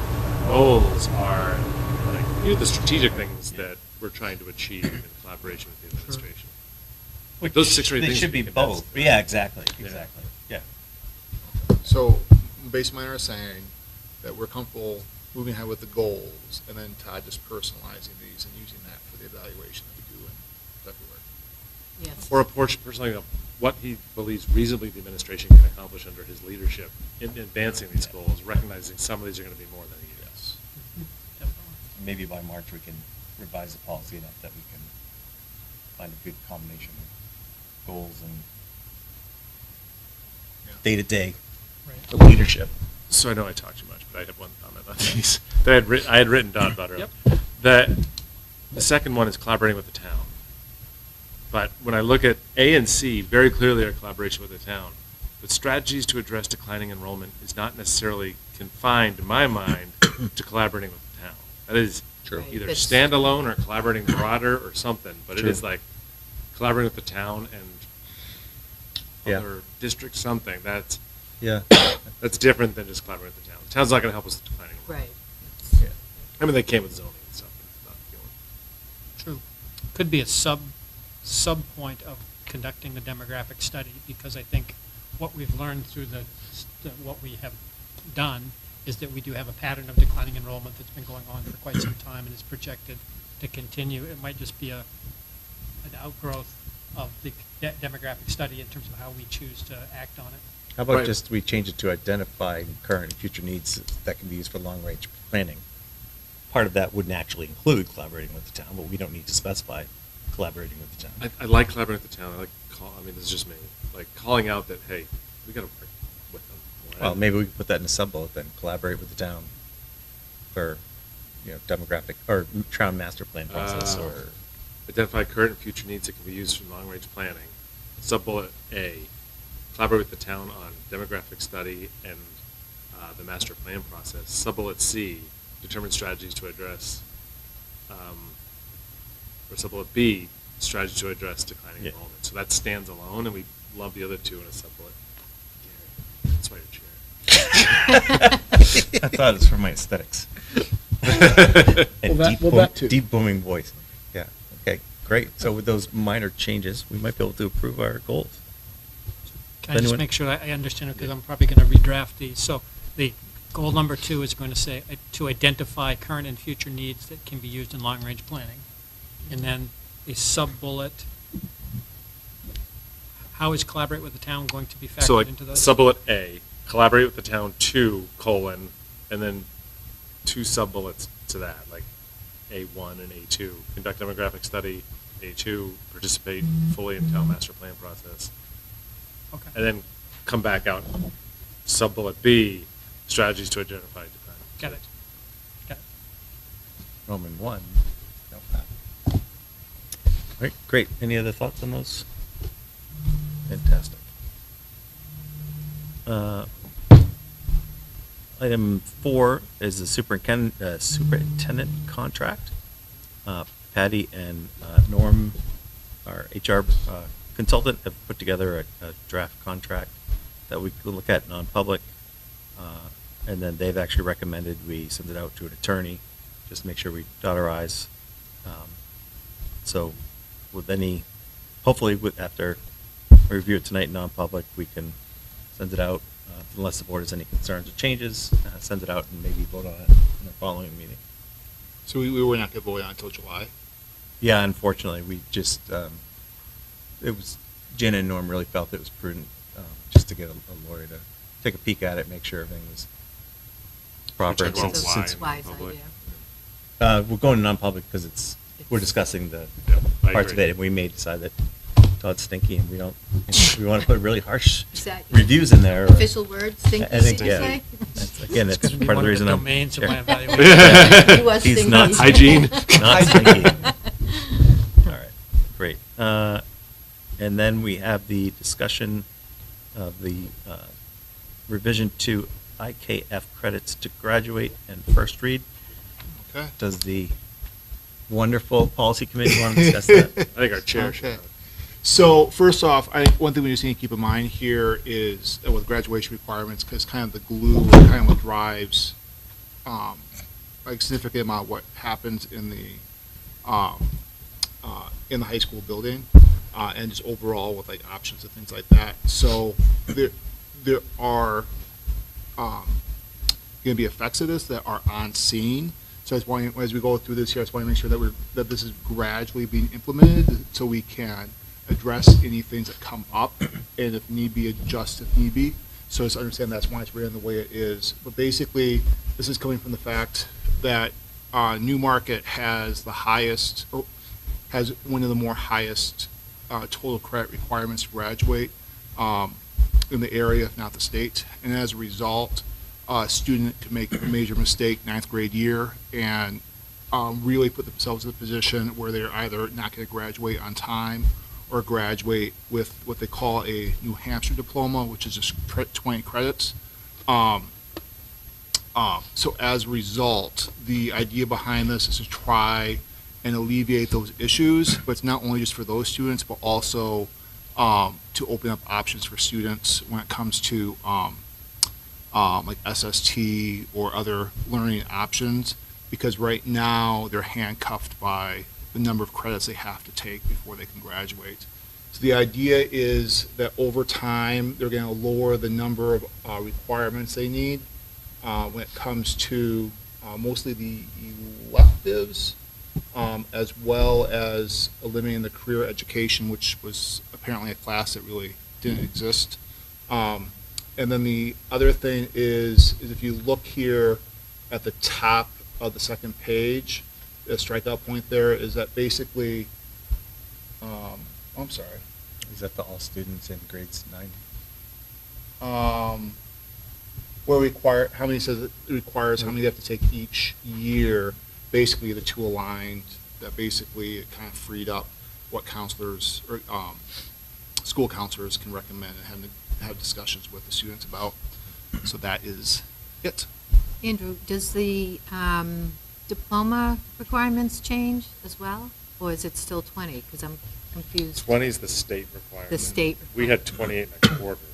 And we're slowly peeling that back to Right, a more like, So we are fully meeting all state requirements and then some. So it's still more than the state requires. But what it's doing is slowly reducing the. Right, I see that, this So that there's gradual over more- 4 years. Right. But I was just, the diploma where it was 20, it's 20 credits, right? Yeah, Right, well, 20. That's the that state actually level. is the, what has been defined by us as the state diploma. And Mhm. so typically what happens when kids fall behind on credit accumulation by sophomore year, They can get there. they basically have to make the determination, am I going to pursue the 20 credit state diploma or continue Right. to the Newmarket diploma? But the Newmarket diploma includes all of the state requirements. Mhm. There already is the provision in our program, and actually we've been using it quite a bit this year, around alternative diplomas that we Mhm. can grant. Mhm. Because, for example, if you've got a kid who moves to Newmarket after their sophomore year and only has, say, 10 credits, Mhm. to get to 28 and a quarter in 2 years is virtually impossible. So you have to come up with a plan that will make it possible and allow them to meet all the core requirements. So really the goal of this is to get to a place where particularly juniors and seniors have more ability to Flexibility. go to SST, do ELOs, take early college courses, whatever the options are that they might choose to do. And like what pains me about the existing policy is you could potentially have a 14 or 15-year-old that just made mistakes as a ninth grader, and teaching ninth graders, I can tell you that they make a lot of them, and they basically define the rest of their high school career based on those mistakes. So there is no opportunity for recovery. My friend, who's coming back to Newmarket from St. Thomas, he wants to take like a list of AP classes, but he's unable to do that because he has a list of electives that he has to take because the amount of credits for him to graduate increased so much. So he has a huge list of that now. He's unable to take a bunch of classes that he was planning on taking if he went back for another year. But Tell him to talk to his counselor to see if we can't figure something out. but there's real world right there, right? Like, Yeah. and it's happening increasingly. According to Andy, it was like something like over a quarter of our graduates this last year had to have the state Had the- diploma right. as opposed to the I do have a couple of questions. One, I noticed that there was a section that says seniors who have earned senior privilege may take their online courses at home instead of entering the building. That's been struck, which I'm fine with. But does that mean all VLAX courses need to be taken within the school? It seems to contradict the statement that I wouldn't think so. that credits earned at VLAX will be, and dual credit from colleges will be recognized. So we And the only struck reason that- that's germane to me is because I happen to know a student who lives very close to me, Yeah. who is probably going to be taking Spanish online this summer to get a head start on VLAX. So would that still, do we need to be concerned that that would create a? So when we had the discussion, I mean, we struck that because, one, senior privileges are nowhere defined in the policy. Like, it's just listed there, and we're like, well, we don't even know what that is based on the policy. Sure. I don't think it is policy. It's not. Well, it was written in it was in quotations in this policy, but the policy does not define what the heck that even means in Right. the first place. So but I think this affords opportunities, as I understand the rewriting, to the guidance counselor and the learner to work together to figure out what is the plan that works for them. I don't think it prohibits that. It doesn't prohibit I it, think it what it just does doesn't- require, it doesn't, Yeah. yeah, the guidance counselor helps them work on what their learning plan is. So my Yeah. children, when they took VLAX, if they had a free block, they would do VLAX Yeah. at that point, you know, so it's, you can do both, really. No, I think you nailed it. It's not prohibiting anything, it's just Right. not clear, it's not defining a particular oddity that isn't well defined in the I policy. think right now, you get guidance counselors working with learners, right? Just, this is what I understood from Andy. Just Yeah. be like, how are we going to get all these credits in, as opposed to Yeah. like, let's define your learning path. It's not against the guidance counselor, just some credits are forcing them into these numbers. No, I think it's a fantastic and well overdue idea. And I'm going to ask a question just because I think it's probably something that people in the community would want to hear, and that's, I guess I'll make a statement, but the quantity and quality are two separate things, and the amount of rigor that we're providing or requiring in the school is not significantly or at all changing. Is that fair? Absolutely. I think it will probably be the opposite, because I think what will happen is you'll have students, I think, more engaged in what their learning is. I do think when you have a system that is, in my mind, it's the hamster wheel of just go, go, go to accumulate credits. Even the things that are valuable, you don't have time to stop and say, this is really important to me. This is valuable to me. And I think the idea of more does not necessarily mean it's more rigorous and it's more engaging. I've seen like kids that get really excited about an ELO, that they do more learning in this semester doing an ELO than they might have done in 4 years of high school, because it's something that's meaningful to them. So really what we're trying to do is to, and this goes also with probably a shift in how our counseling department functions, is really starting in 8th grade, and frankly earlier than 8th grade, in conversations about what do you want to accomplish, where do you want to get, and then trying to help kids map that out over the course of time. And hopefully, to me, ideally, we would have all of our juniors and seniors doing experiences that were outside our school walls on a regular basis, whether it's an ELO, whether it's a college course, whether it's a work-study situation, whatever it is, but that's meaningful. And to me, that's rigor, because it's connected to what they need to know and where they want to go. Generally, right? He wants to take AP classes. Yeah. Now he's got to take just random, like nothing against electives, but he's not able to take the AP classes. Yeah, I mean, one clearly Which colleges has are more going to look value at? Yeah. than another. Yeah, exactly, right. I'm generally a fan of incrementalism, but I am weirdly struggling with how you rationalize the idea that a rising senior this year should need 3 more credits than a rising freshman. I think it's in like, I mean, you would. Yeah, it's really, I mean, basically what we believe is 24 credits seems like the place we want to get to. Okay. If you drop 24 credits, kids coming into their senior year, there are going to be kids who've already accumulated that, and all of a sudden it says senior year you could conceivably not even need to attend just your second semester senior year, because you'd already have your credits. So the idea was to gradually work it in. I mean, clearly the kids who are going to be seniors, they've already planned their program around getting to 28 1/4.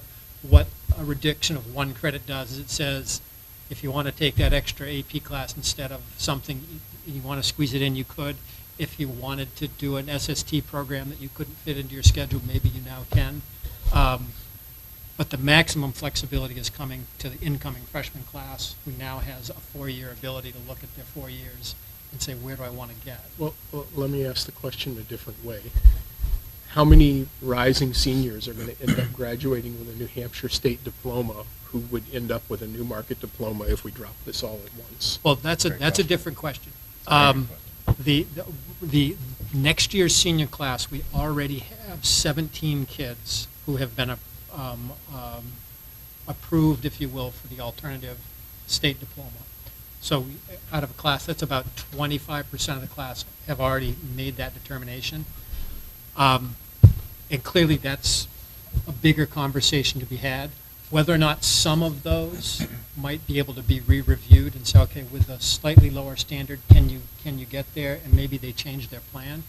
But it's going to take multiple years for the system to adjust, because the kid who's entering senior year,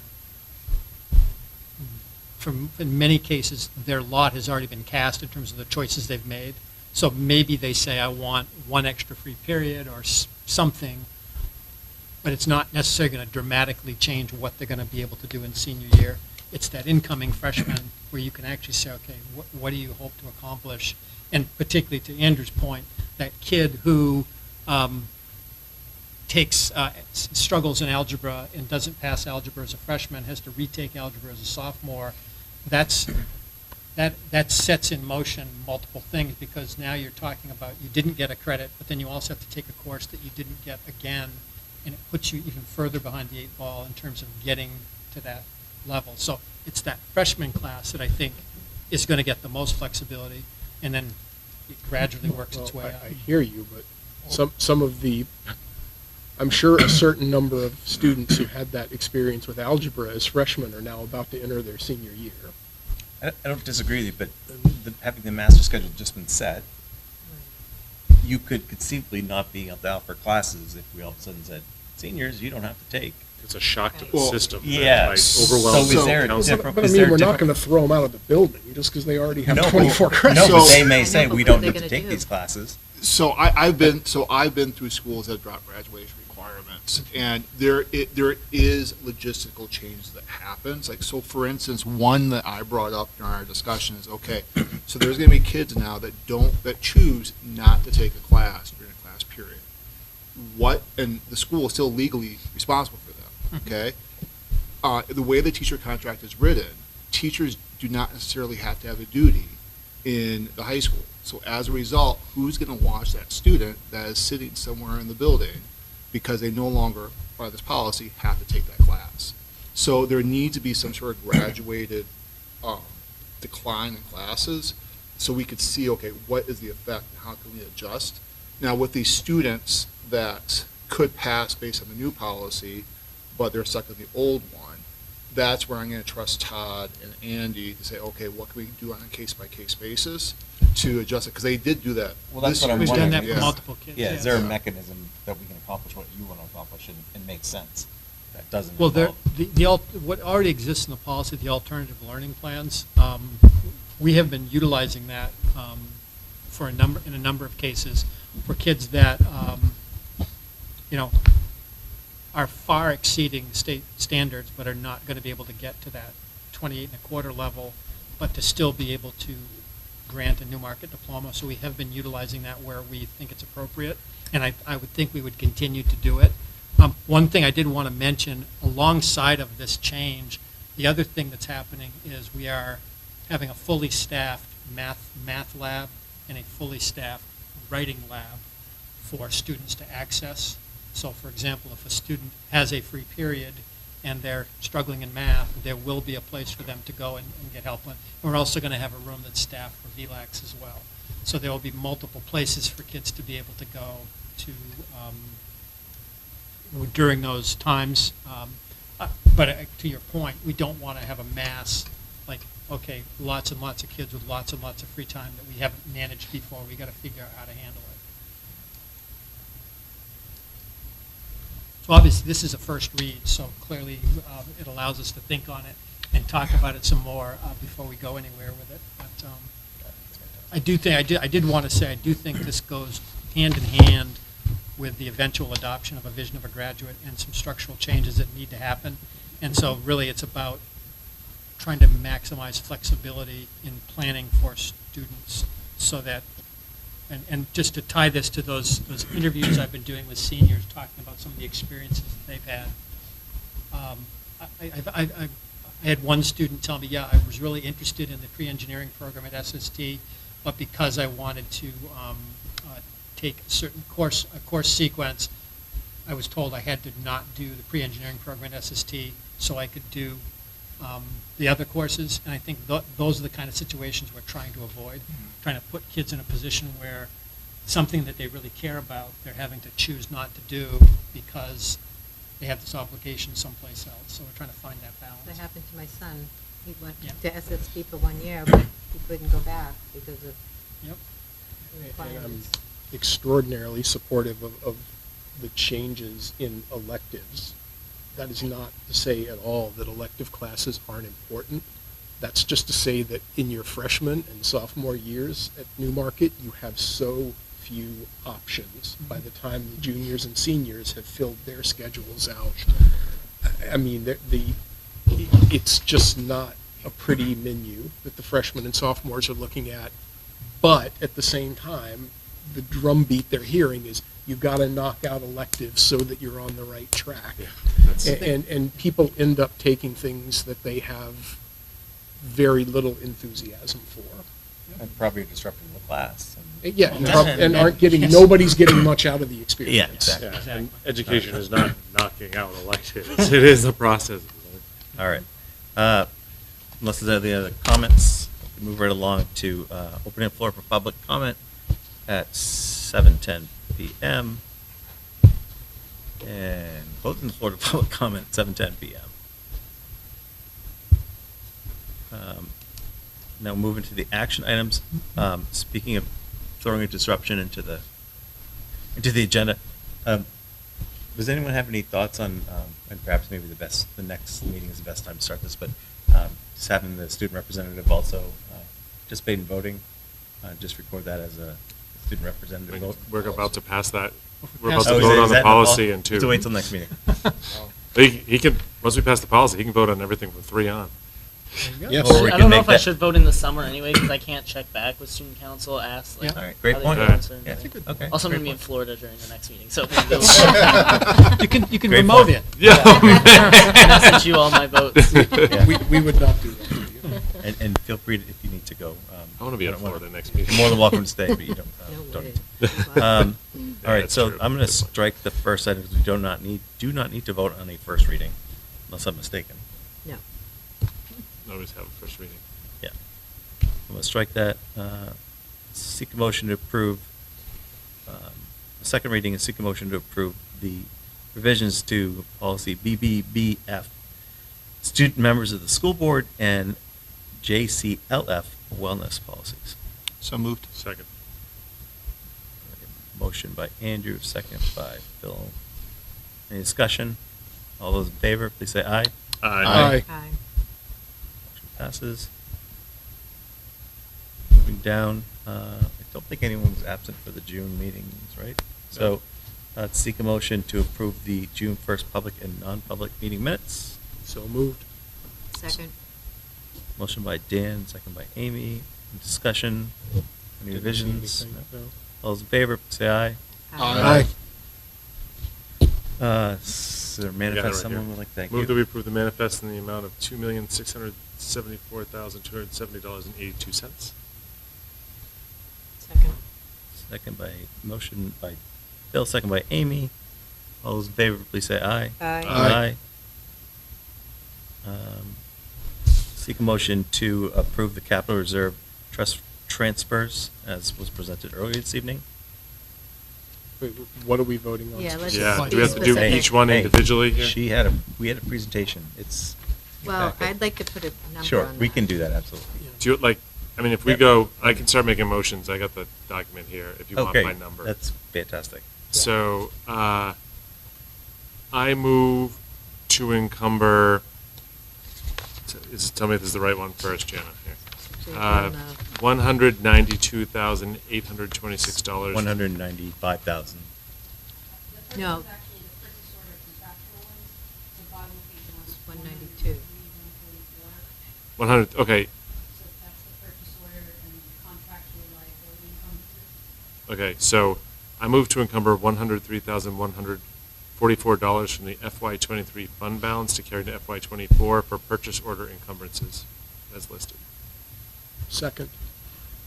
We have a motion and a second. Any discussion? All those in favor, please say aye. Aye. All right, now, I move to encumber $192,826 from FY23 end-of-year fund balance to pay for the remainder of the NES window project. Second. Okay, motion by Bill, second by Amy. Discussion? In favor, please say aye. Aye. Aye. So can I just clarify, because it was a 192,826. The recommendation was for the additional 3,000 that's already been expended. Right. So it should have been 195. That's what I was. I thought he said 192. He It's, did. it's what the number that's, I'm just Right, looking it at is, the it list is, but I here. just wanted to It clarify. is, but there was two that we could have combined, but we can do it separately. Can we do a second vote to, Okay. All right. The Just 3,000, wanted sure. Because you can't encumber it, because the other vote's moving from this capital Yep. reserve fund, Got right? it. Right. Got it. So, how do we, but You're the, good. the board could vote not to transfer 3K to CRF. Yeah. Why, like, if we just don't, You don't have to actually do vote anything. on that. Yeah. It's just that you're not, if you chose not to choose the other option, I would have asked you to vote to transfer to capital reserve. Yeah, we wouldn't have You to- could just say, we're not doing that. We're gonna Leave as is. that Yeah. and we're gonna vote, Right. You don't need a negative vote, right? Be like, we're not gonna do this. No. Works for me. I move that the board encumbers $106,747 from the FY23 budget for the is that the NES playground project? So moved. Yes. Second. I mean, second. That's Sorry. fine. But,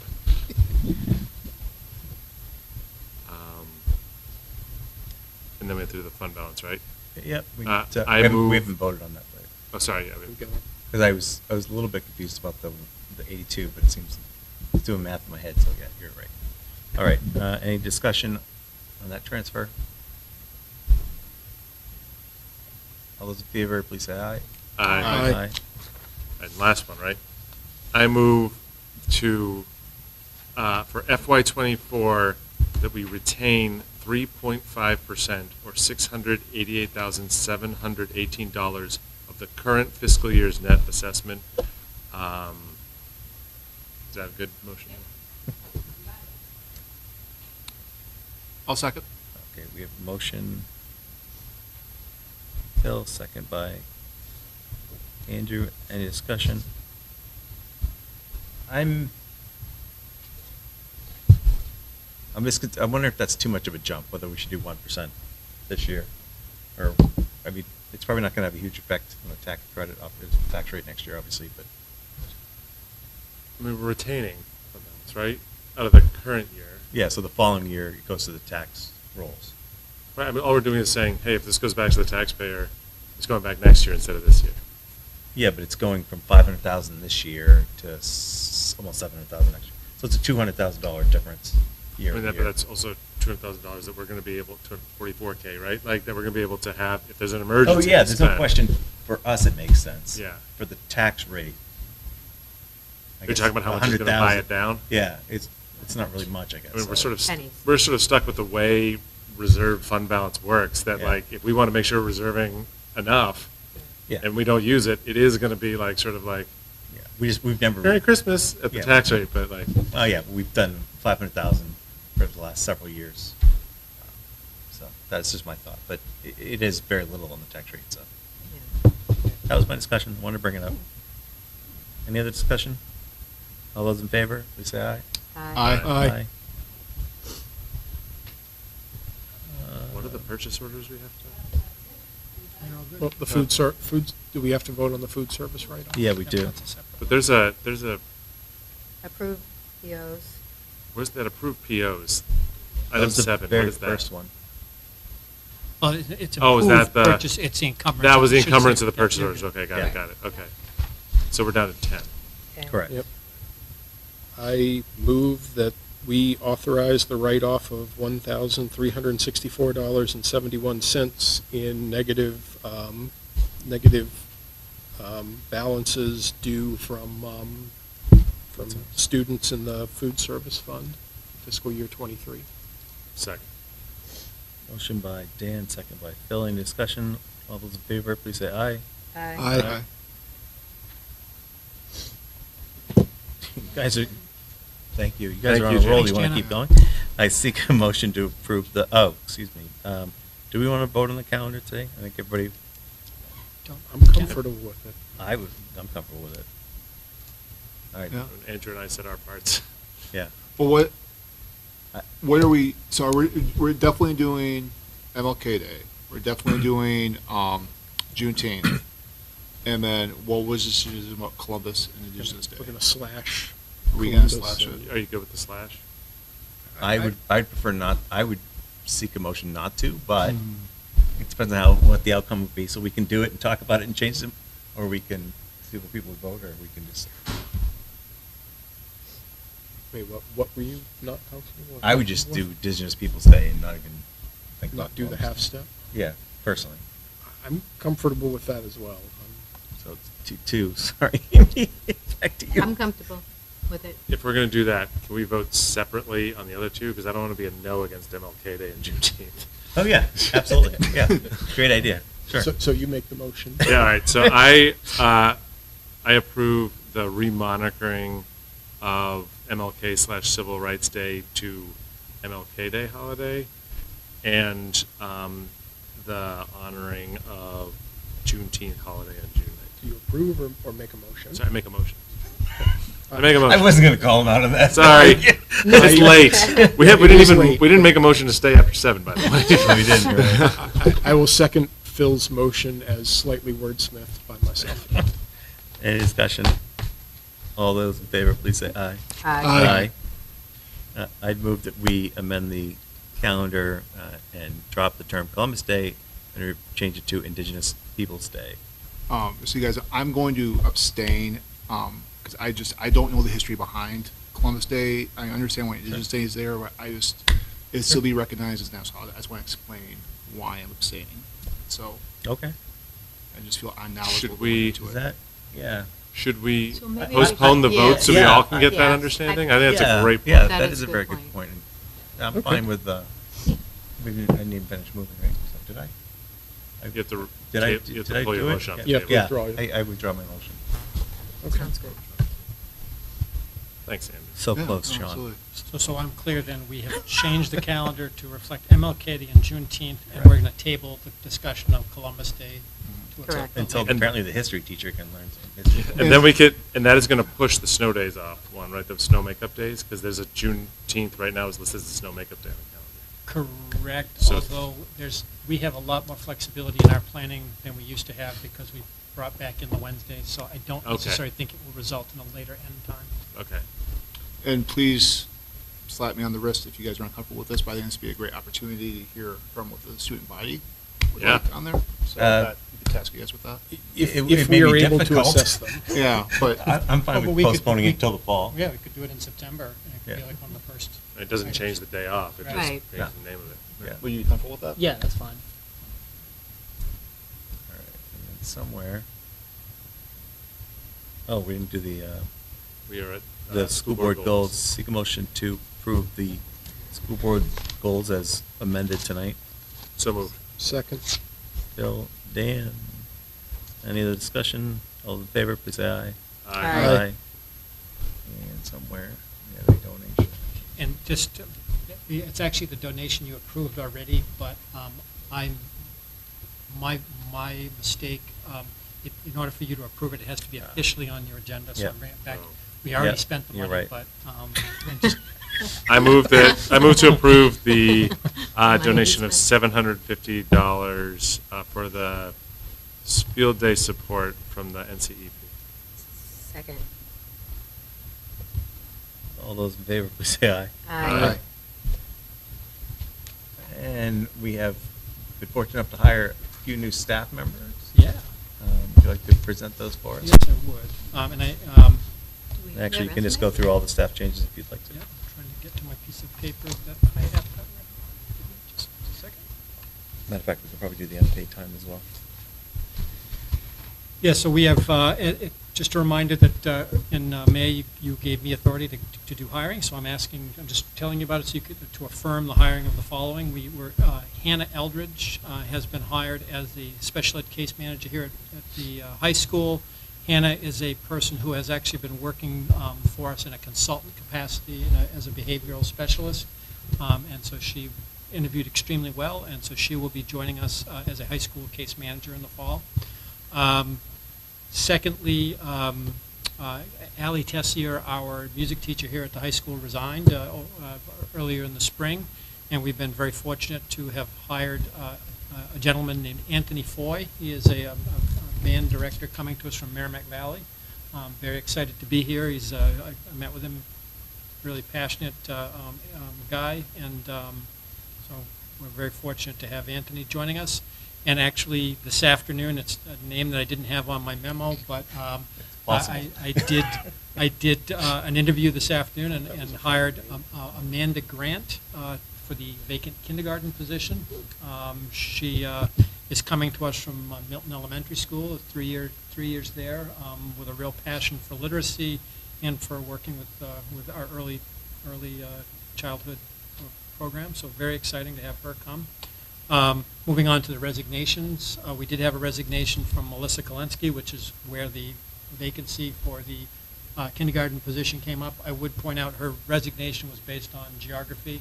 She lives an hour away, and the commute was getting to her, so she's taken a job closer to where she lives. And I have one other addition that is not on the memo that I gave you, but I just wanted to tell you about it. You may have seen, if you monitor Ed Jobs, we have posted for an anticipated opening for our industrial technology teacher at the junior senior high school. Not ready to announce a resignation yet because it's a process that's happening, but it looks like we are going to be in the process of replacing that position. And then there were two people who I ended up approving for paid time off, unpaid time off at the end of school. Contractually, any unpaid time is supposed to be approved by the board, but because of the timing of it, it was an action that I needed to take. So I just wanted to inform you that Adele Walker, a paraeducator, was approved for unpaid time from June 20 to 23rd, and Charlotte Tamanana was approved for unpaid time on June 20th and 21st. Great, thank you very much. So I seek a motion affirming that we've been notified of the new hirings and accepting the resignation and approving the unpaid time off. So moved. Second. Smith, any discussion? Do we ever find out why that policy exists for That's a why great we? question. No. I can't think of a logical reason for it, so I'm not even. Again, if we had a policy committee.